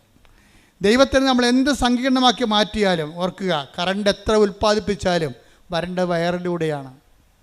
വരേണ്ടത് ദൈവം എത്ര പവർഫുള്ളാണെന്ന് പറഞ്ഞാലും, ഓംനിപ്പൊട്ടൻ്റാണ്, ഓംനിഷ്യൻ്റാണെന്നൊക്കെ പറഞ്ഞാലും, ഇനി അത് എക്സ്പ്ലെയിൻ ചെയ്ത് നിന്നാൽ പോലും ഇത് നമ്മളുമായിട്ട് കമ്മ്യൂണിക്കേറ്റ് ചെയ്യേണ്ടത് വയറിലൂടെയാണ്, പ്രാർത്ഥനയിലൂടെയാണ്, ദൈവസ്നേഹത്തിൻ്റെ പ്രവർത്തനങ്ങളിലൂടെയാണ്. കോമൺ പീപ്പിൾ കൈകാര്യം ചെയ്യണത് ആ മേഖലയാണ് കൈകാര്യം ചെയ്യണത്. എന്നുവെച്ചാൽ ദൈവത്തെ ടാപ്പ് ചെയ്യുന്നതിന്, ദൈവത്തിൻ്റെ ശക്തി നമ്മളിലേക്ക് അപ്ലോഡ് ചെയ്യുന്നതിന് സിമ്പിളായിട്ടുള്ള മെത്തേഡുകൾ ഉപയോഗിക്കുന്നു കോമൺ പീപ്പിൾ. എന്നിട്ട് ജീവിതത്തിൻ്റെ സങ്കീർണതകൾ ദൈവത്തിൻ്റെ സ്നേഹം കൊണ്ട് അവർ അതിനെ ഫേസ് ചെയ്യുകയാണ്. ദൈവമാണെങ്കിൽ ഇതിനു വേണ്ടി അങ്ങോട്ട് ഇരിക്കുകയാണ്. എന്ന് വെച്ചാൽ നമ്മൾക്ക് എന്തുമാത്രം സിമ്പിളായിട്ട് മനസ്സിലാക്കി തരാം, അത്രയും സിമ്പിളായിട്ട് മനസ്സിലാക്കും. ദൈവത്തെക്കുറിച്ച് സൈന്യങ്ങളുടെ കർത്താവാണ്, അതുപോലെ തന്നെ ദൈവം എല്ലാം നന്മ സ്വരൂപനാണ്, ദൈവം സച്ചിദാനന്ദനാണ്. എന്തെല്ലാം കാര്യങ്ങളാണ് യേശുവിന് മുമ്പ് ലോകം പറഞ്ഞത്. ഇന്ത്യക്കാരെല്ലാം പറഞ്ഞു ദൈവം സച്ചിദാനന്ദ, സത്ത്, ചിത്ത്, ആനന്ദം എല്ലാം കൂടെ ഒരുമിച്ചിരുന്ന ആളാണ്. ദൈവത്തിൽ സങ്കടമില്ല, ദൈവത്തിൽ മ്യൂട്ടേഷൻ ഇല്ല, ഒന്നുമില്ലെന്ന് പറയും. ഇംഗ്ലീഷുകാരൻ പറയും ഗോഡ്, ദൈവം ഗോഡാണെന്ന് പറയും. എന്താ കാര്യം? ദൈവം എല്ലാം നന്മ, ഗുഡ്നെസ്സാണ്, എല്ലാ നന്മകളുടെ സ്വരൂപനാണെന്ന് പറയും. യഹൂദൻ പറയും ദൈവം സൈന്യങ്ങളുടെ കർത്താവാണ്, ഞങ്ങൾക്ക് ആൾക്കാർ കുറവാണ്, ഞങ്ങൾ കുറച്ച് ആൾക്കാർ, ഇപ്പോഴും 1 കോടി ആൾക്കാരുള്ളൂ, ഞങ്ങൾക്ക് വേണ്ട സൈന്യമാണ്, അപ്പം ഞങ്ങളുടെ സൈന്യം ദൈവമാണ്. അതുകൊണ്ട് എപ്പോഴും പറയും കർത്താവേ സൈന്യങ്ങളുടെ കർത്താവേ, അങ്ങനെ വാസസ്ഥലം എത്ര മനോഹരം എന്ന് പറയും. അവർ സൈന്യങ്ങളുടെ കർത്താവാണ്. ഈശോ വന്നപ്പോൾ പറഞ്ഞു സൈന്യങ്ങളുടെ കർത്താവ് അല്ലെന്ന് ഈശോ പറഞ്ഞില്ല. പറഞ്ഞോ? ഗുഡ്നെസ് അല്ലെന്ന് ഈശോ പറഞ്ഞാൽ അല്ല, സച്ചിദാനന്ദ അല്ലെന്ന് ഈശോ പറഞ്ഞില്ല, ഇതൊന്നും നിഷേധിച്ചില്ല. പൂർവ്വകാലങ്ങളിൽ take the word of God, ഹെബ്രായർ 1:1. പൂർവ്വകാലങ്ങളിൽ പ്രവാചകന്മാർ വഴി വിവിധ ഘട്ടങ്ങളിലും വിവിധ രീതികളിലും ദൈവം നമ്മുടെ പിതാക്കന്മാരോട് സംസാരിച്ചിട്ടുണ്ട്. അപ്പോൾ ഇവിടെ നിൽക്കുന്ന, അതായത് വിശ്വാമിത്രനായാലും ശരി, ഏത് മഹർഷിയായാലും ശരി, അതുപോലെ തന്നെ മുഹമ്മദ് നബി ആയാലും ശരി, മോശയായാലും ശരി, ഏത് മതസ്ഥാപകനായാലും ശരി, ബൈബിൾ കാണുന്നത് പ്രവാചകനായിട്ടാണ് കാണുന്നത്. ഒള്ളി പ്രവാചകൻ. ഇങ്ങനെ പല ഘട്ടങ്ങളിൽ ദൈവം തൻ്റെ ജനങ്ങളോട് വിവിധ കാലങ്ങളിൽ സംസാരിച്ചിട്ടുണ്ട്. എന്നാൽ ഈ അവസാന നാളുകളിൽ, അവസാന കാലങ്ങളിൽ തന്റെ പുത്രൻ വഴി അവിടുന്ന് നമ്മോട് സംസാരിച്ചിരിക്കുന്നു. എന്താണ് സംസാരിച്ചത്? ദൈവം ആരാണെന്ന് പറഞ്ഞത്? ഫാദർ. അതാണ് വിഷയം. എല്ലാം മറന്നു കണ്ട, എല്ലാം റൈറ്റ് ഓഫ് ചെയ്തിട്ട് ദൈവത്തിന് ഒറ്റ ഹെഡിങ് കൊടുത്ത്. എന്താണ്? ഫാദർ. പ്രാർത്ഥിക്കാൻ പറയുമ്പോൾ പറയും കർത്താവേ ഞങ്ങൾക്ക് ദൈവത്തോട് പ്രാർത്ഥിക്കണം. അപ്പോൾ പറയും പ്രാർത്ഥിക്കുമ്പോൾ ഇങ്ങനെ പ്രാർത്ഥിക്കുക, സ്വർഗ്ഗസ്ഥനായ ഞങ്ങളുടെ പിതാവേ. ആർക്കും പ്രാർത്ഥിക്കാൻ പറ്റുന്നതാണ്. അപ്പോൾ ദൈവം പിതാവാണെന്ന് പറയുമ്പോഴേ എന്ത് പിതാവാണ്? തൻ്റെ ഏകജാതിനെ നൽകാൻ തക്ക വിധം അത്രമാത്രം നമ്മളെ സ്നേഹിക്കുന്ന യേശുക്രിസ്തുവിൻ്റെ പിതാവാണ്. കൈയടിക്കട്ടെ, ശ്രദ്ധിക്കട്ടെ. ഹല്ലേലൂയ, ഹല്ലേലൂയ, യേശുവേ നന്ദി, ഹല്ലേലൂയ. പരമ ദിവ്യകാരുണ്യത്തിന് എന്നേരവും ആരാധനയും സ്തുതിയും പുകഴ്ചയും ഉണ്ടായിരിക്കട്ടെ. ഇപ്പം പിതാവും മക്കളും തമ്മിലുള്ള ഒരു സ്നേഹമായിട്ടാണ് ഈശോ മതത്തെ മാറ്റിയത്. നമ്മുടെ ബന്ധം, മതം എന്ന് പറയുന്നത് എന്താണ്? റിലേഷൻ, ബന്ധം. മതമൊന്നും വിളിക്കേണ്ട കാര്യമില്ല, റിലേഷൻ. നമ്മൾ തമ്മിലുള്ള ദൈവമായിട്ടുള്ള റിലേഷനെ ദൈവം എങ്ങനെയാണ് മാറ്റിയിരിക്കുന്നത്? പിതാവും മക്കളും തമ്മിലുള്ള ബന്ധമായിട്ട് മാറ്റി. ആ ബന്ധമാണ് റിലേഷൻ, അതാണ് മതം എന്ന് പറയുന്നത്. അപ്പോൾ ഈ ബന്ധമെന്ന് പറയുമ്പോൾ ആ ബന്ധത്തിൽ എന്താണ്? ആ ബന്ധത്തിൽ ഉരുത്തിരിഞ്ഞതാണ് ക്ഷമ. എന്താണ്? സഹിക്കുന്ന സ്നേഹം. പിന്നെ എന്താണ്? സമാധാനം, കാത്തിരിക്കുന്ന സ്നേഹം. കാത്തിരിപ്പിന് ഇത്തിരി ദൈർഘ്യം കൂടിക്കഴിഞ്ഞാൽ നമ്മൾക്ക് പിതാവിനുള്ള സ്നേഹം വെച്ചുകൊണ്ട് ആ കാത്തിരിപ്പിൻ്റെ ഒരു വിരസത നമ്മൾ അഡ്ജസ്റ്റ് ചെയ്യും. എന്താണ്? ക്ഷമ. ഇതെല്ലാം എന്താണ്? ക്ഷമയും സമാധാനം എന്തിൻ്റെതാണ്? പരിശുദ്ധാത്മാവിൻ്റെ ഫലങ്ങളാണ്. ഇതാണ് പരിശുദ്ധാത്മാവിനെ നമ്മുടെ ആധ്യാത്മിക ജീവിതത്തിലെ മാറ്റി നിർത്തിക്കൊണ്ട് ദൈവാനുഭവം സാധ്യമല്ലാത്തത്. എല്ലാ ഘട്ടങ്ങളിലും പരിശുദ്ധാത്മാവ് വേണം. അതുകൊണ്ട് തന്നെ നിങ്ങൾ ഉടമ്പടിയിൽ എഴുതുമ്പോൾ ഒന്നാം ഘട്ടം അല്ലെങ്കിൽ അവസാന ഘട്ടത്തിൽ എൻ്റെ ഒരു നിയോഗം എന്താണ്? പരിശുദ്ധാത്മാവെന്ന് എഴുതണം. എന്താ കാര്യം? പരിശുദ്ധാത്മാവിനെ നമ്മൾക്ക് ലഭിക്കാൻ, നമ്മൾക്ക് പണം കൊടുക്കാൻ, അതിന് ജീവൻ കൊടുക്കാൻ മതിയാകാത്തത് കാരണം അതിനു വേണ്ടിയാണ് ഈശോ വില കൊടുത്തിരിക്കുന്നത്. നമ്മളെപ്പോഴും പറയും പാപത്തിന് പരിഹാരമായിട്ടാണെന്ന്. അന്നത്തെ മനുഷ്യന്, ക്രിസ്തുവിന് മുമ്പുള്ള മനുഷ്യന്, യെശയ്യായ്ക്കൊക്കെ അത്രയുമേ വെളിപാട് അവർക്ക് അനുവദിച്ചുള്ളൂ. അവർക്ക് കിട്ടിയ അനുവദിച്ച് കിട്ടിയ വെളിപാട് അവർ പറഞ്ഞിട്ടുണ്ട്. പക്ഷേ ബാക്കിയുള്ളവർക്ക്, ക്രിസ്തുവിന് ശേഷം വന്നവർക്ക് കൂടുതൽ വെളിപാട് കിട്ടി. അതാണ് പരിശുദ്ധാത്മാവ് അവർ കൂടുതൽ സംസാരിക്കണത്. പക്ഷെ ഇത് ആദ്യം സംസാരിച്ച ആരോടാണ്? അമ്മയോടാണ് സംസാരിച്ചത്. പരിശുദ്ധാത്മാവെന്ന് പറയുന്ന ആദ്യ വാക്ക് ദൈവം സംസാരിക്കണ ആരോടാണ്? വെളിപാട് കൊടുക്കുന്ന ആർക്കാണ്? ഇതെങ്ങനെ സംഭവിക്കുമെന്ന് ചോദിക്കുമ്പോൾ എന്ത് പറയും? പരിശുദ്ധാത്മാവ് വേണ്ട. രംഗപ്രവേശനം ചെയ്യണം കണ്ട ആരോടാണ്? ഫസ്റ്റ് കൈനീട്ടം പോലെ പരിശുദ്ധാത്മാവിനെ കൊടുക്കുന്ന ആർക്കാണ്? പരിശുദ്ധാത്മാവ് നിൻ്റെ മേൽ വരും എന്ന് പറഞ്ഞേ. പരിശുദ്ധാത്മാവ് നിന്റെ മേൽ വരും. തന്നിമിത്തം നിന്നിൽ നിന്ന് ഉത്ഭവിക്കുന്നവൻ അത്യുന്നതൻ ദൈവപുത്രനെന്ന് വിളിക്കപ്പെടും. അപ്പോൾ പരിശുദ്ധാത്മാവ് നിന്റെ മേൽ വരുമെന്ന് പറയുന്ന ആ സെക്കൻഡിൽ തന്നെ എന്ത് സംഭവിക്കും? മറിയത്തിലെ സംശയമില്ലാതെ വിശ്വസിക്കും മറിയം. അവിടെയാണ് വിഷയം.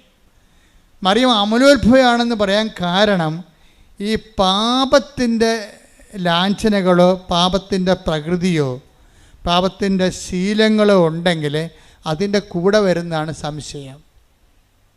അതാണ് വിഷയം. അപ്പോൾ അതുകൊണ്ടാണ് ഉടമ്പടിയിൽ 2 ആഴ്ച ഒരിക്കൽ കുമ്പസാരിക്കണമെന്നും കുമ്പസാരിക്കാൻ പറ്റാത്ത അതിനുള്ള സംവിധാനം ഇല്ലാത്ത ആൾക്കാർ വിശുദ്ധിയോടെ ജീവിക്കണമെന്ന് പറഞ്ഞതിൻ്റെ കാരണം അതാണ്. എന്താ കാരണം വെച്ച് കഴിഞ്ഞാൽ ദൈവസ്നേഹത്തിൻ്റെ കൂടെ തന്നെയാണ് ഇതുപോലെ നമ്മൾക്ക്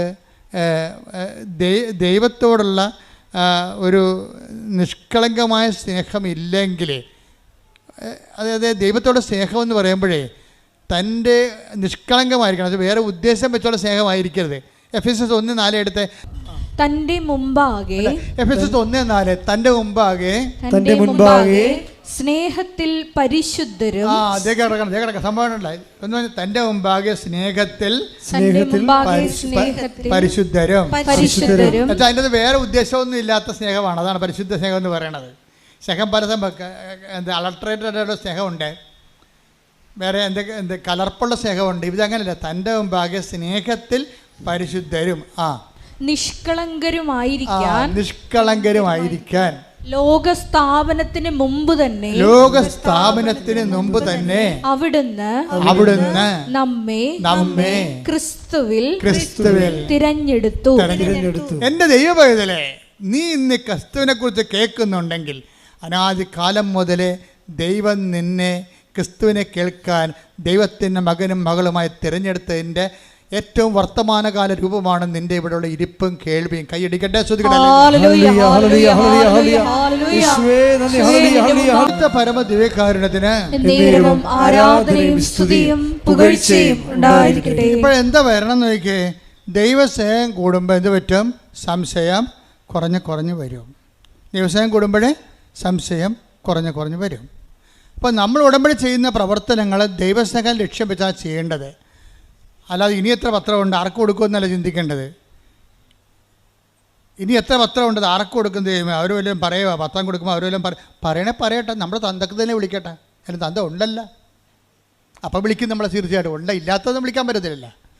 അപ്പം നമ്മളെ കർത്താവിനെ പ്രതി അങ്ങനെ ഒന്ന് കേൾക്കുമ്പോൾ ദൈവസ്നേഹം കൂടത്തില്ലേ? അപ്പം ദൈവസ്നേഹം കൂടത്തില്ലേ? അപ്പോൾ നമുക്ക് സന്തോഷം തോന്നില്ലേ? എന്താണ് എൻ്റെ സ്നേഹം കൂടി, കർത്താവിന് വേണ്ടി ഞാൻ അത്രയും സഹിച്ചു. അപ്പോൾ എന്ത് രസമാണ്. അപ്പോൾ അതുകൊണ്ട് ഈ ദൈവസ്നേഹം കൂടുന്നതനുസരിച്ച് എന്ത് പറ്റുമെന്നറിയാമോ? അതായത് സംശയം കുറയുകയും ചെയ്യും. ഈ സംശയം കുറയണമെങ്കിൽ മാതാവിന് എന്താ സംശയമില്ലാഞ്ഞത്? അവർക്ക് പാപമില്ലാഞ്ഞ കൊണ്ടാണ്. മാതാവ് സംശയമില്ലാത്തതിൻ്റെ പറഞ്ഞ കാര്യമുണ്ട്. നമ്മുടെ വിശുദ്ധിയും ദൈവസ്നേഹവും നമ്മുടെ സംശയവും തമ്മിൽ കണക്റ്റഡാണ്. ശരിക്കും നമ്മുടെ കിഡ്നി ഹാർട്ട് നമ്മൾ കണക്ട് ചെയ്തിരിക്കണമല്ലേ? കിഡ്നിക്ക് എന്തെങ്കിലും പ്രശ്നം ഉണ്ടായാൽ ഇന്നല്ലെങ്കിൽ നാളെ ഹാർട്ടിന് പ്രശ്നം ഉണ്ടാവും.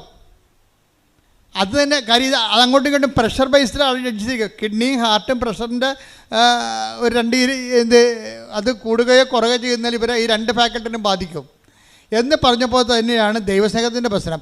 ദൈവസ്നേഹം കൂടുകയാണെങ്കിൽ സംശയം കുറയും. സംശയം കുറയുകയാണെങ്കിൽ എന്ത് പറ്റും? വിശ്വാസം കൂടി വരും. ഇതെല്ലാം ഇൻ്റർകണക്റ്റഡാണ്. അപ്പം നമ്മൾ വിശ്വാസത്തിന് കൊണ്ടുപോയല്ല വളം വെക്കേണ്ടത്. പിന്നെ എന്താണ്? ദൈവസ്നേഹത്തിന് വളം കൊടുക്കണം. ദൈവസ്നേഹം എന്ന് പറയുന്നത് എന്താണ്? പരിശുദ്ധാത്മാവിൻ്റെ ഫലമാണ്.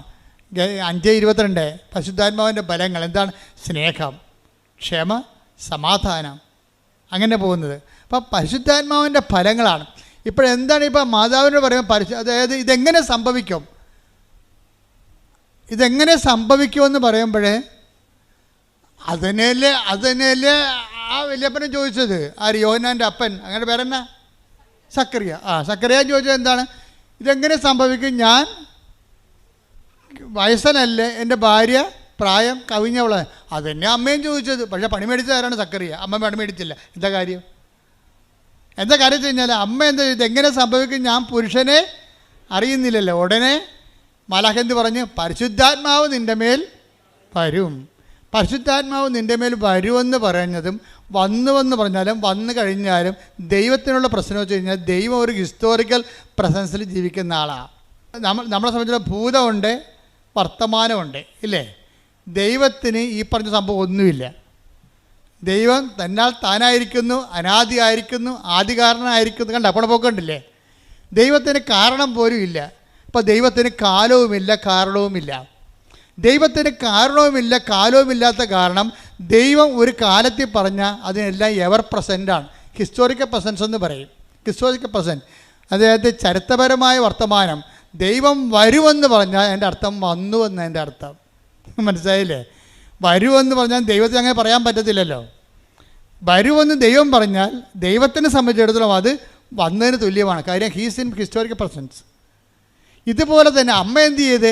പരിശുദ്ധാത്മാവ് നിൻ്റെ മേൽ വരുമെന്ന് പറഞ്ഞ ആ ടൈമിൻ്റെ ആ ഇപ്സഫാത്തോ ആ ബൈ ടൈം ആ സെറ്റ് ടൈമിൽ തന്നെ ശരിക്കും പരിശുദ്ധാത്മാവിൽ അമ്മ നിറഞ്ഞു. പരിശുദ്ധാത്മാവിൽ അമ്മ നിറഞ്ഞപ്പോൾ എന്താ അമ്മ പറഞ്ഞത്? ഇതാ കർത്താവിൻ്റെ ദാസി. കണ്ട ഉണപ്പൊക്കണ്ട. അതായത് എന്തുമാത്രം പാപം കുറഞ്ഞിരിക്കുന്നുവോ അത്തരം വെളിപാടുകളെ സ്വീകരിക്കാനും സംശയം കുറയാനും കൃപയും നിറയാനും ഇടയാകും. അപ്പം നമ്മൾ കൃപാസനം പാപത്തെ ഇങ്ങനെ പരിശുദ്ധാത്മ കിട്ടാനുള്ള ഇടപാടായിട്ട് ഇങ്ങനെ എണ്ണി പെറുക്കി അങ്ങനെ ഞാൻ പ്രസംഗിക്കാറില്ല.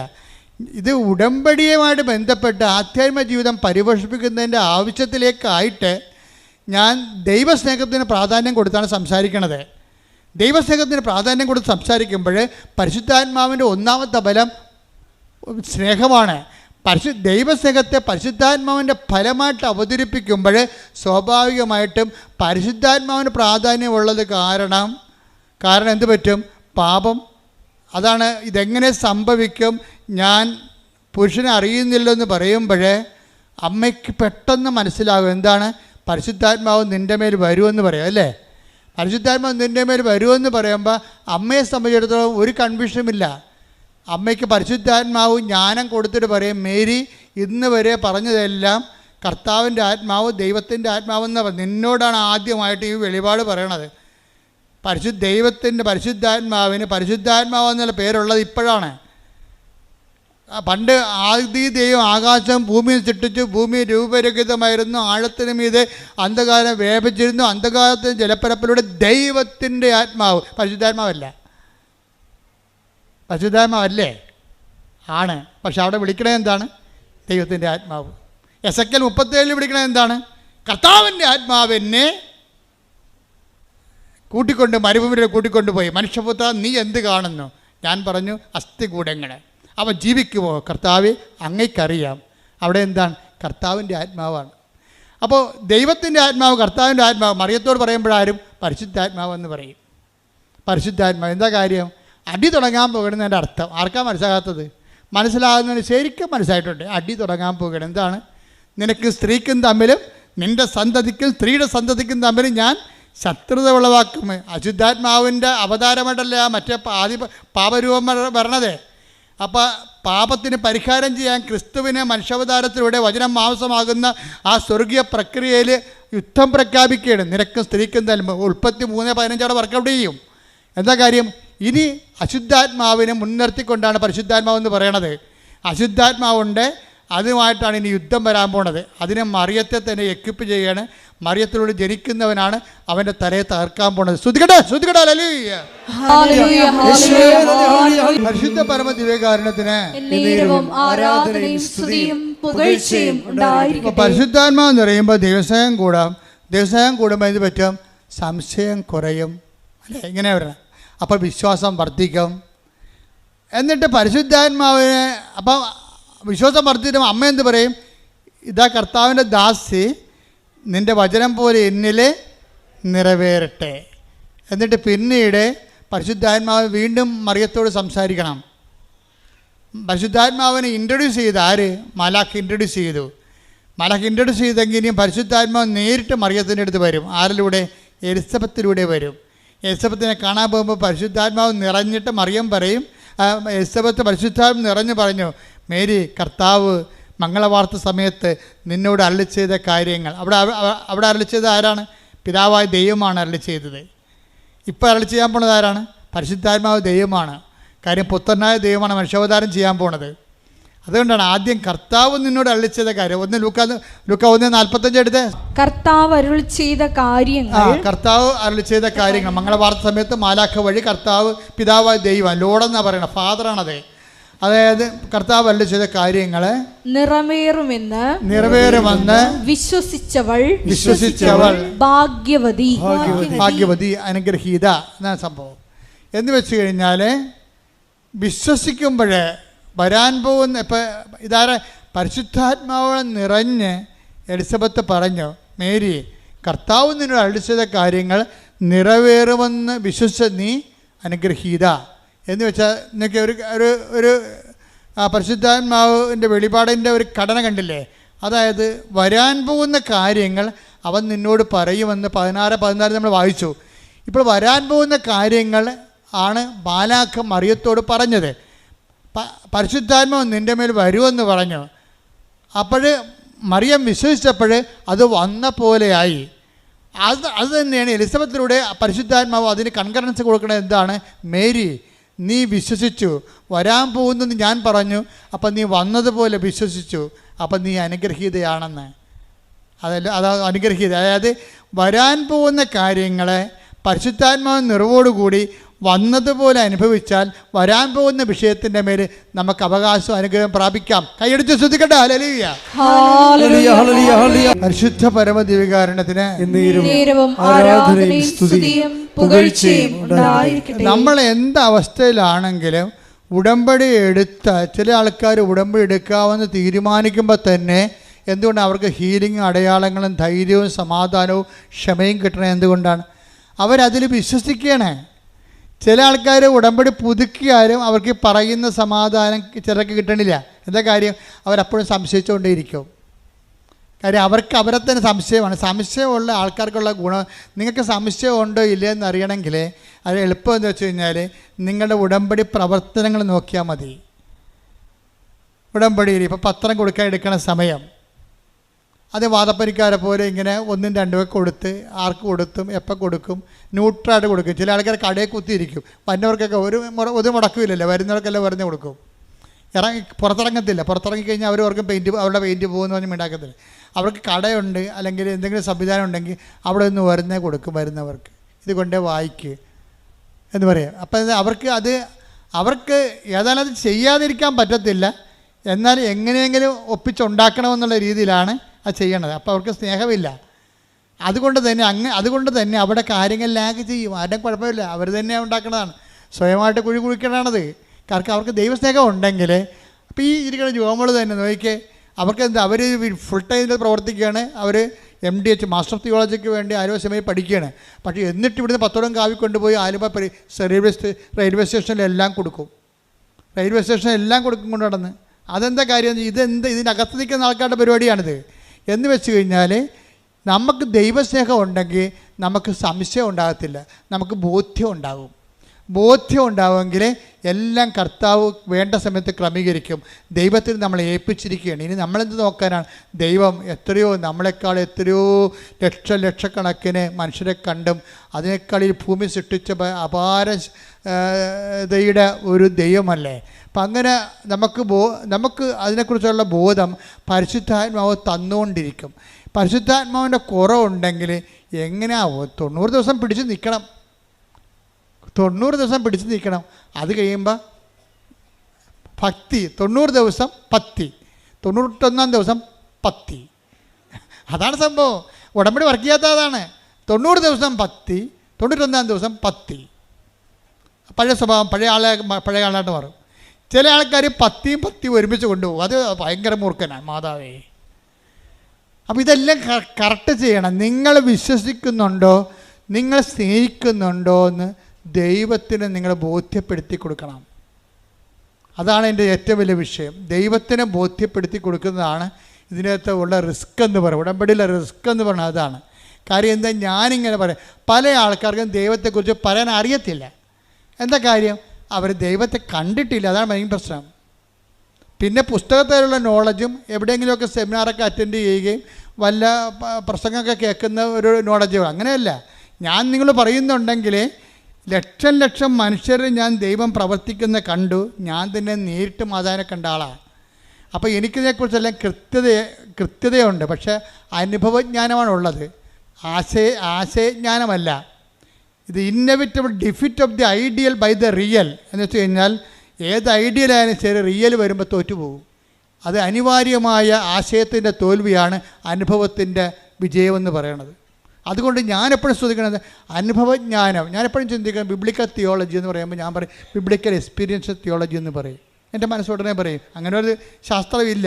ബിബ്ലിക്കൽ തിയോളജി നമ്മൾ ശാസ്ത്രമുണ്ട്. നമ്മളൊക്കെ ഇപ്പോൾ പഠിക്കണം അതാ MDH മാസ്റ്റർ ചെയ്യണവർ. അപ്പോൾ എന്താ സംഭവിച്ചാൽ ബിബ്ലിക്കൽ തിയോളജി സബ്ജക്റ്റ്. പക്ഷേ എൻ്റെ അടുത്ത് വരുമ്പോൾ ഞാൻ പറയും ബിബ്ലിക്കൽ എക്സ്പീരിയൻസ് തിയോളജി എന്ന് പറയും. ബൈബിളിലുള്ള കാര്യങ്ങളെല്ലാം മനുഷ്യൻ്റെ അനുഭവത്തിലുള്ള കാര്യങ്ങളാണ്. അത് താത്വിക ജ്ഞാനത്തിന് അവിടെ വലിയ സ്പേസ് ഇല്ല. മനുഷ്യന് അനുഭവം അല്ലെന്നുണ്ടെങ്കിൽ ഇത് അപ്രസക്തമായി തീരുകയും ചെയ്യും. മനുഷ്യനില്ലാതെ ദൈവം നിലനിൽക്കും, ദൈവവചനവും നിലനിൽക്കും. പക്ഷേ എന്തിനു വേണ്ടിയാണ് ഇതെല്ലാം? മനുഷ്യന് വേണ്ടിയാണ്. യേശുക്രിസ്തു പോലും മനുഷ്യാവതാരം ചെയ്തത്. അല്ലെങ്കിൽ വേറെ എന്തെങ്കിലും അവതാരം ചെയ്താൽ പോരെ? അപ്പം മനുഷ്യനാണ് പ്രാധാന്യം. ഈശോയ്ക്കും അറിയാം എന്താണ് സാബത്ത് മനുഷ്യന് വേണ്ടിയാണ്. സാബത്ത് മനുഷ്യന് വേണ്ടിയാണെന്ന് പറയുമ്പോൾ വചനവും വചനത്തിൻ്റെ വ്യാഖ്യാനവും സ്പിരിച്വാലിറ്റിയും ആധ്യാത്മികതയും എല്ലാം എന്താണ് മനുഷ്യ ജീവിതത്തിന് വേണ്ടിയും. ഈ കാലം നമ്മളെപ്പോഴും ദൗത്യം പൂർത്തിയായി കഴിയുമ്പോൾ മനുഷ്യൻ ദൈവത്തിൽ തിരിച്ചെത്തിച്ചേരാൻ വേണ്ടിയുള്ള സംവിധാനമാണ് സഭയെന്ന് പറയുന്നത്. കയ്യടിക്കട്ടെ, സ്തുതിക്കട്ടെ. ഹല്ലേലൂയ. പരിശുദ്ധ പരമ ദിവ്യകാരുണ്യത്തിന് ആരാധനയും സ്തുതിയും പുകഴ്ചയും ഉണ്ടായിരിക്കട്ടെ. എന്താണ് ആധ്യാത്മികത്തിന് അടിസ്ഥാനമായിട്ട് ഞാൻ മറിയത്തെ അവതരിപ്പിക്കുന്നത്? എന്തുകൊണ്ടാണ്? ഈ ഭൂമിയുടെ അനുഭവങ്ങളിലെ അനുഭവത്തിൻ്റെ ആൽഫയും ഒമേഗയുമാണ് മറിയമെന്ന് പറയണത്. ആധ്യാത്മിക അനുഭവത്തിൻ്റെ ആൽഫയും ഒമേഗയുമാണ്. എന്താ കാര്യം? ഒന്ന്, അവർ പുരുഷനെ അറിയാതെ ഗർഭം ധരിക്കുമ്പോൾ തന്നെ, പരിശുദ്ധാത്മാവ് ഗർഭം ധരിക്കുമ്പോൾ തന്നെ അതിൻ്റെ നാണക്കേടും മാനക്കേടും സ്ത്രീയെപ്പോലെ അനുഭവിച്ചിട്ട് അവർ പെരുവഴി പ്രസവിക്കാൻ വേണ്ടി ദൈവം വിടുകണവരാ. അപ്പോൾ ഒരു മനുഷ്യനെ അനുഭവിക്കും. നിങ്ങൾക്ക് വീടില്ല, വഴിയില്ല, ജോലിയില്ലെന്ന് പറയുമ്പോഴൊക്കെ ഇവിടെ പറഞ്ഞാൽ ആദ്യം ഒന്ന് ചിരിക്കും, പിന്നെ പറയും സാരമില്ല, ഞാൻ ഇതിനേക്കാൾ ഗതികെട്ടാണ് പ്രസവിച്ചത്, എങ്കിലും നിനക്ക് ഞാൻ തരാമെന്ന് പറയും. അത് ഒരു മനുഷ്യൻ അനുഭവിക്കാവുന്നതിൻ്റെ മാക്സിമം അനുഭവിച്ചിട്ട് അവസാനം ഈ മകനെ ഈ നഗ്നനായിട്ട് തുണിയെ കെട്ടിയിട്ട് ഒരു കുറവ് ഇറച്ചിയായിട്ട് ഇങ്ങനെ മടിയിലെടുക്കും. മടിയിലെടുത്തിട്ട് ഇവർ കല്ലറയിൽ വെക്കാൻ വേണ്ടി കൈ നീട്ടി കൊടുക്കും. പിന്നെ ഇവരെ കാണത്തില്ല, ക്രിസ്തുവിനെയും കാണത്തില്ല. ഞാനെപ്പോഴും ഓർക്കും, കല്ലറയിൽ അപ്രത്യക്ഷമായത് ഈശോ മാത്രമല്ല, മറിയവും അപ്രത്യക്ഷമായി. ബൈബിളിലും പിന്നെ മറിയത്തെക്കുറിച്ച് അധികം പറയത്തില്ല. എന്താ? കർത്താവ് അരുളി ചെയ്ത കാര്യങ്ങൾ നിറവേറുമെന്ന് അവൾ വിശ്വസിച്ചു. കർത്താവ് എന്താണ് അരുളി ചെയ്തത്? കർത്താവ് അവളോട് അരുളി ചെയ്തത് എന്താണ്? മനുഷ്യാവതാരത്തിൻ്റെ സമയത്ത് അവൻ്റെ രാജ്യത്തിന് അവസാനം ഉണ്ടാകില്ലെന്നാണ് പറഞ്ഞിരിക്കുന്നത്. Take the word of God 1:33. ശ്രദ്ധിക്കട്ടെ. ഹല്ലേലൂയ, ഹല്ലേലൂയ, ഹല്ലേലൂയ. യേശുവേ നന്ദി. ഹല്ലേലൂയ. ലൂക്ക 1:33. യാക്കോബിന്റെ ഭവനത്തിന്മേൽ പറഞ്ഞ യാക്കോബിന്റെ ഭവനത്തിന്റെ മേൽ അവൻ എന്നേക്കും ഭരണം നടത്തും. അവന്റെ രാജ്യത്തിന് അവസാനമുണ്ടാവുകയില്ല. അപ്പൊ അവനും മരണമില്ല. മരണത്തെ അവൻ ജയിക്കുമെന്ന് ഉയർത്തെഴുന്നേൽക്കുമെന്നും എല്ലാം ഇറ്റ് ഈസ് അണ്ടർസ്റ്റുഡ് ഇംപ്ലിസിറ്റ്. ഇതാണ് അവൻ ഉയർത്തെഴുന്നേൽക്കുമെന്നോ അമ്മയോടാണ് ആദ്യം പറയണത്. അമ്മ എന്ത് ചെയ്തു? അവൻ്റെ രാജ്യത്തിന് അവസാനം ഉണ്ടാകുകയില്ല, അവൻ മരിച്ചാലും ഉയർത്തെഴുന്നേൽക്കുമെന്ന് ആദ്യം പിതാവായ ദൈവം മാലാഖയിലൂടെ അമ്മയോട് പറയുമ്പോൾ, എലിസബത്തിൻ്റെ വീട്ടിൽ ചെല്ലുമ്പോൾ പരിശുദ്ധാത്മാവ് എലിസബത്തിനോട് പറയും, നിന്നോട് പറഞ്ഞില്ലേ മേരി, അപ്പായി പറഞ്ഞില്ലേ അവൻ മരിച്ചാൽ ഉയർത്തെഴുന്നേൽക്കുമെന്ന്, അവൻ്റെ രാജ്യത്തിന് അവസാനം ഉണ്ടാകില്ലെന്ന്. അതുതന്നെ എനിക്കും പറയാനുള്ളത്. നിന്നെ ബ്ലെസ് ചെയ്തിരിക്കണം അപ്പ. എന്തുകൊണ്ടാണെന്ന് അറിയാമോ? ആ പറഞ്ഞത് നീ വിശ്വസിച്ചു. കർത്താവ് നിന്നോട് അരുളി ചെയ്ത കാര്യങ്ങൾ വിശ്വസിച്ച് നീ കർത്താവിൻ്റെ പുനരുദ്ധാനത്തെക്കുറിച്ച് ആദ്യമായി സാക്ഷിയായി ജീവിച്ച് വിശ്വസിച്ച നീ ഭാഗ്യവതി. കൈയടിക്കട്ടെ, ശ്രദ്ധിക്കട്ടെ.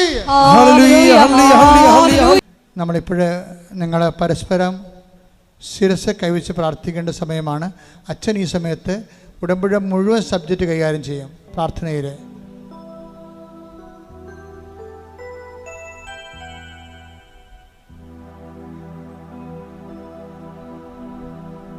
പരിശുദ്ധാത്മാവ് നിറയാൻ വേണ്ടി മക്കൾ ഇടിമുഴക്കം പോലെ സ്തുതിച്ചാൽ മതി. ഞാൻ വിഷയങ്ങൾ പ്രാർത്ഥിച്ചുകൊണ്ടിരിക്കുന്നത്, നിങ്ങൾ പരിശുദ്ധാത്മാവ് നിറയാൻ വേണ്ടി ശക്തമായി സ്തുതിച്ചുകൊണ്ടിരിക്കട്ടെ. സ്തുതിക്കട്ടെ. ഹല്ലേലൂയ. കർത്താവേ, നിന്റെ ഉന്നതമായ നാമത്തിന് സ്വസ്ഥം ചെയ്യുന്ന കർത്താവേ, കർത്താവേ നിന്റെ വിശുദ്ധ പൗരോഹിത്യത്തെ മഹത്വപ്പെടുത്തണമേ കർത്താവേ. കർത്താവേ, സഭയിലുള്ള സാന്നിധ്യം പ്രകടമാക്കണമേ കർത്താവേ. കർത്താവേ, 38 വർഷം ഞാൻ അർപ്പിച്ച കൃപാന്റെ ജൂബിലിയാണ്. കൃപാസ്ഥാനത്താറെ ജീവനോടെ പ്രത്യക്ഷപ്പെട്ട പരിശുദ്ധ അമ്മയുടെ മാധ്യസ്ഥത ഈ അൾത്താറയിൽ നടന്ന 10,000 ആരാധനയുടെ ശക്തിയാണ്. ഈ അൾത്താറയിൽ നടന്ന 10,000 ആരാധനയുടെ ശക്തിയാണ്. ഞാൻ മക്കൾക്ക് വേണ്ടി പ്രാർത്ഥിക്കുന്ന കർത്താവേ, ദൈവത്തിൻ്റെ കരുണ ചൊരിയട്ടെ, ദൈവത്തിൻ്റെ കരുണ ചൊരിയട്ടെ, ദൈവത്തിൻ്റെ കരുണ ചൊരിയട്ടെ, ദൈവത്തിൻ്റെ കരുണ ചൊരിയട്ടെ. സ്തുതിക്കട്ടെ, സ്തുതിക്കട്ടെ. ഹല്ലേലൂയ. കർത്താവേ, നിന്റെ തിരുമുറിവാർന്ന വലതുകരം, ആണിപ്പെടുതാർന്ന അത്ഭുതകരം. കർത്താവേ, നിന്റെ തിരുമുറിവാർന്ന വലതുകരം, ആണിപ്പെടുതാർന്ന അത്ഭുതകരം. കർത്താവേ, നിന്റെ തിരുമുറിവാർന്ന വലതുകരം, ആണിപ്പെടുതാർന്ന അത്ഭുതകരം. അങ്ങയുടെ മക്കളുടെ ശിരസിൽ വെക്കണമേ, അങ്ങയുടെ മക്കളുടെ ശിരസിൽ വെക്കണമേ. സന്ധിബന്ധങ്ങളിലെ കർത്താവിൻ്റെ അകത്ത് നിറയട്ടെ, മാംസപേശികളിലെ കർത്താവിൻ്റെ അകത്ത് നിറയട്ടെ, രക്തഞരമ്പുകളിലെ കർത്താവിൻ്റെ അകത്ത് നിറയട്ടെ, രക്തഞരമ്പുകളിലെ കർത്താവിൻ്റെ അകത്ത് ഉച്ച മുതൽ ഉള്ളംകാല് വരെ കർത്താവിൻ്റെ അകത്ത് നിറയട്ടെ. മാരക രോഗങ്ങൾ, തീരാവേദികൾ, ജീവദുരിതങ്ങൾ, ആന്തരിക രോഗങ്ങൾ, ആന്തരിക അവയവ രോഗങ്ങൾ യേശുവിൻ്റെ നാമത്തിൽ സൗഖ്യം പ്രാപിക്കട്ടെ. പരിശുദ്ധാത്മാവ് നിറയട്ടെ, പരിശുദ്ധാത്മാവ് നിറയട്ടെ. സുവിശേഷം സാക്ഷിയാകാൻ പ്രത്യേക അഭിഷേകം ലഭിക്കട്ടെ. കർത്താവേ, ജീവിക്കാൻ മാർഗമില്ലാത്തവർ, വീടില്ലാത്തവർ, വഴിയില്ലാത്തവർ, കർത്താവേ, വീട്ടിലെ വേദന വിട്ടുമാറാത്തവർ, ജീവിതമാർഗം പൊട്ടിപ്പോയവർ, ജോലി, പഠനം, പരീക്ഷ, കർത്താവേ, ഇങ്ങനെയുള്ള എല്ലാ മേഖലകളിൽ സംഘർഷത്തോടെ ജീവിക്കുന്നവരുടെ മേൽ കർത്താവിൻ്റെ സാന്ത്വനം നൽകണമേ എന്ന് പ്രാർത്ഥിക്കുന്നു. ആശുപത്രിയിൽ പോകാനിരിക്കുന്നവർ, ആശുപത്രി കിടക്കുന്നവർ, ഓപ്പറേഷൻ നിശ്ചയിച്ചിട്ടുള്ളവർ, ഓപ്പറേഷൻ കഴിഞ്ഞ് വീട്ടിൽ താമസിക്കുന്നവർ, കർത്താവെ, മക്കളില്ലാത്തവർ, വിവാഹം ഒത്തുവരാത്തവർ, ഡൈവേഴ്സ്, കർത്താവെ, ഡൈവേഴ്സിന് വേണ്ടി ഒരുങ്ങിക്കൊണ്ടിരിക്കുന്നവർ, അതിൽ അകപ്പെട്ടു പോയവർ എല്ലാം സമയത്ത് പ്രാർത്ഥിക്കുന്നു. കർത്താവിൻ്റെ കരുണ, കർത്താവിൻ്റെ സഹകരണ ഈശോയെ നിലനിൽക്കേണ്ട മക്കൾ, തെറ്റായ പ്രണയത്തിൽ കുടുങ്ങിയവർ, അതുപോലെ പ്രണയത്തിൽ കുടുങ്ങിപ്പോയവർ, കുടുംബത്തിന് ദോഷമുണ്ടാക്കുന്നവർ, കുടുംബത്തിന് എല്ലാ തരത്തിലുള്ള സാമ്പത്തിക തകർച്ചയും ജീവിത തകർച്ചയും കുടുംബത്തെ നശിപ്പിച്ചുകൊണ്ട് സ്വന്തം താല്പര്യങ്ങളും സുഖങ്ങൾക്ക് വേണ്ടി ജീവിതത്തെയും മാതാപിതാക്കന്മാരെ വിട്ടെറിഞ്ഞ് പോയിട്ടുള്ള ബുദ്ധിമോശം കാണിച്ചുള്ള വ്യക്തികൾക്ക് മാനസാന്തരം ഉണ്ടാകാൻ കർത്താവിൻ്റെ ആത്മാവ് നൽകട്ടെ എന്ന് പ്രാർത്ഥിക്കുന്നു. കർത്താവിൻ്റെ ആത്മാവ് പ്രവർത്തിക്കട്ടെ പ്രാർത്ഥിക്കുന്നു. എൻ്റെ കർത്താവിൻ്റെ ഉന്നതമായ നാമത്തിൽ, സഭയുടെ അധികാരത്തിൽ, കുരിശിൻ്റെ അടയാളത്തിൽ, ദൈവത്തിൻ്റെ നാമത്തിൽ മാർഗരോഗങ്ങൾ, തീരാവേദികൾ, ജീവിത ദുരിതങ്ങൾ യേശുവിൻ്റെ നാമത്തിൽ മാറിപ്പോകട്ടെ. ജോലി ഇല്ലാത്തവരെ, സാമ്പത്തിക കടങ്ങളുള്ളവരെ, ജപ്തി നടപടി നടക്കുന്നവരെ, അതിലകപ്പെട്ടു പോയിരിക്കുന്നവരെ, ഒറ്റ പാട്ടം, അതുപോലെ തന്നെ കർത്താവ് അതിലേക്ക് അകപ്പെട്ടിരിക്കുന്നവരെ, ജീവിത മാർഗത്തിന് മാർഗമില്ലാത്തവരെ, ജോലി നഷ്ടപ്പെട്ടവരെ, തിരിച്ചു പോരാൻ പോകുന്നവരെ, വിസ നഷ്ടപ്പെട്ടവരെ, പലതരത്തിൽ കർത്താവെ വിസ പുതുക്കി കിട്ടാത്തവരെ, അന്യനാടുകളിൽ വേദന അനുഭവിച്ച് ജീവിക്കുന്നവരെ, കർത്താവേ എല്ലാ മക്കളുടേക്കും ദൈവത്തിനൊക്കെ സ്വർഗം തുറക്കണമേ, സ്വർഗം തുറക്കണമേ, സ്വർഗം തുറക്കണമേ, സ്വർഗം തുറക്കണമേ. കർത്താവിൻ്റെ ആത്മാവ് ഇടിത്തീ പോലെ, കർത്താവിൻ്റെ ആത്മാവ് ഏലിയായി നിവസിച്ച പരിശുദ്ധാത്മാവ്, ദാവീദ് നിവസിച്ച പരിശുദ്ധാത്മാവ്, യേശു ക്രിസ്തു നിവസിച്ച പരിശുദ്ധാത്മാവ്, ശിഷ്യന്മാർ ഇറങ്ങി വെച്ച പരിശുദ്ധാത്മാവിനാൽ അഭിഷേകം ചെയ്യപ്പെട്ടെ, അഭിഷേകം ചെയ്യപ്പെട്ടെ, അഭിഷേകം ചെയ്യപ്പെടട്ടെ. യേശുവിന്റെ നാമത്തിൽ എല്ലാ കോശങ്ങളും പേശികളും യേശുവിന്റെ നാമത്തിൽ പെരുമഴ പോലെ, കൊടുങ്കാറ്റ് പോലെ വീശി അടിക്കട്ടെ. ആത്മാവിനെ വീശടിക്കട്ടെ, ആത്മാവ് വീശടിക്കട്ടെ. യേശുവിന്റെ നാമം ദൈവവിളികളില്ലാത്ത കുടുംബങ്ങള്, ദൈവവിളികൾക്ക് എല്ലാ തരത്തിലുള്ള തടസ്സങ്ങളുള്ളവര്, ദൈവവിളി നഷ്ടപ്പെടാൻ പോകുന്നവര്, എല്ലാ സ്ഥലത്തും പ്രാർത്ഥിക്കും, പുതിയ ദൈവവിളിക്ക് വേണ്ടി പ്രാർത്ഥിക്കുന്നവര് എല്ലാവരും ദൈവത്തിനെ കണ്ടെത്തരട്ടെ.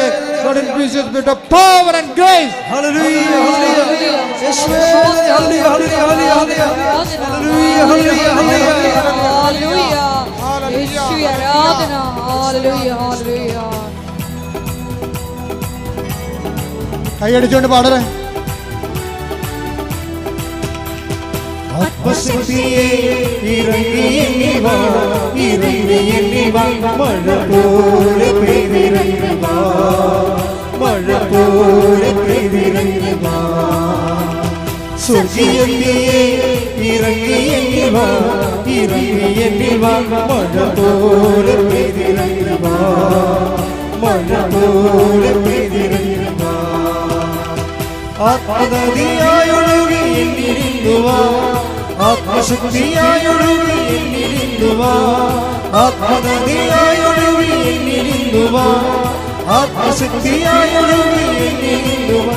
മഴ പോലെ പെയ്തിറങ്ങി വാ, മഴ പോലെ പെയ്തിറങ്ങി വാ, മഴ പോലെ പെയ്തിറങ്ങി വാ, മഴ പോലെ പെയ്തിറങ്ങി വാ.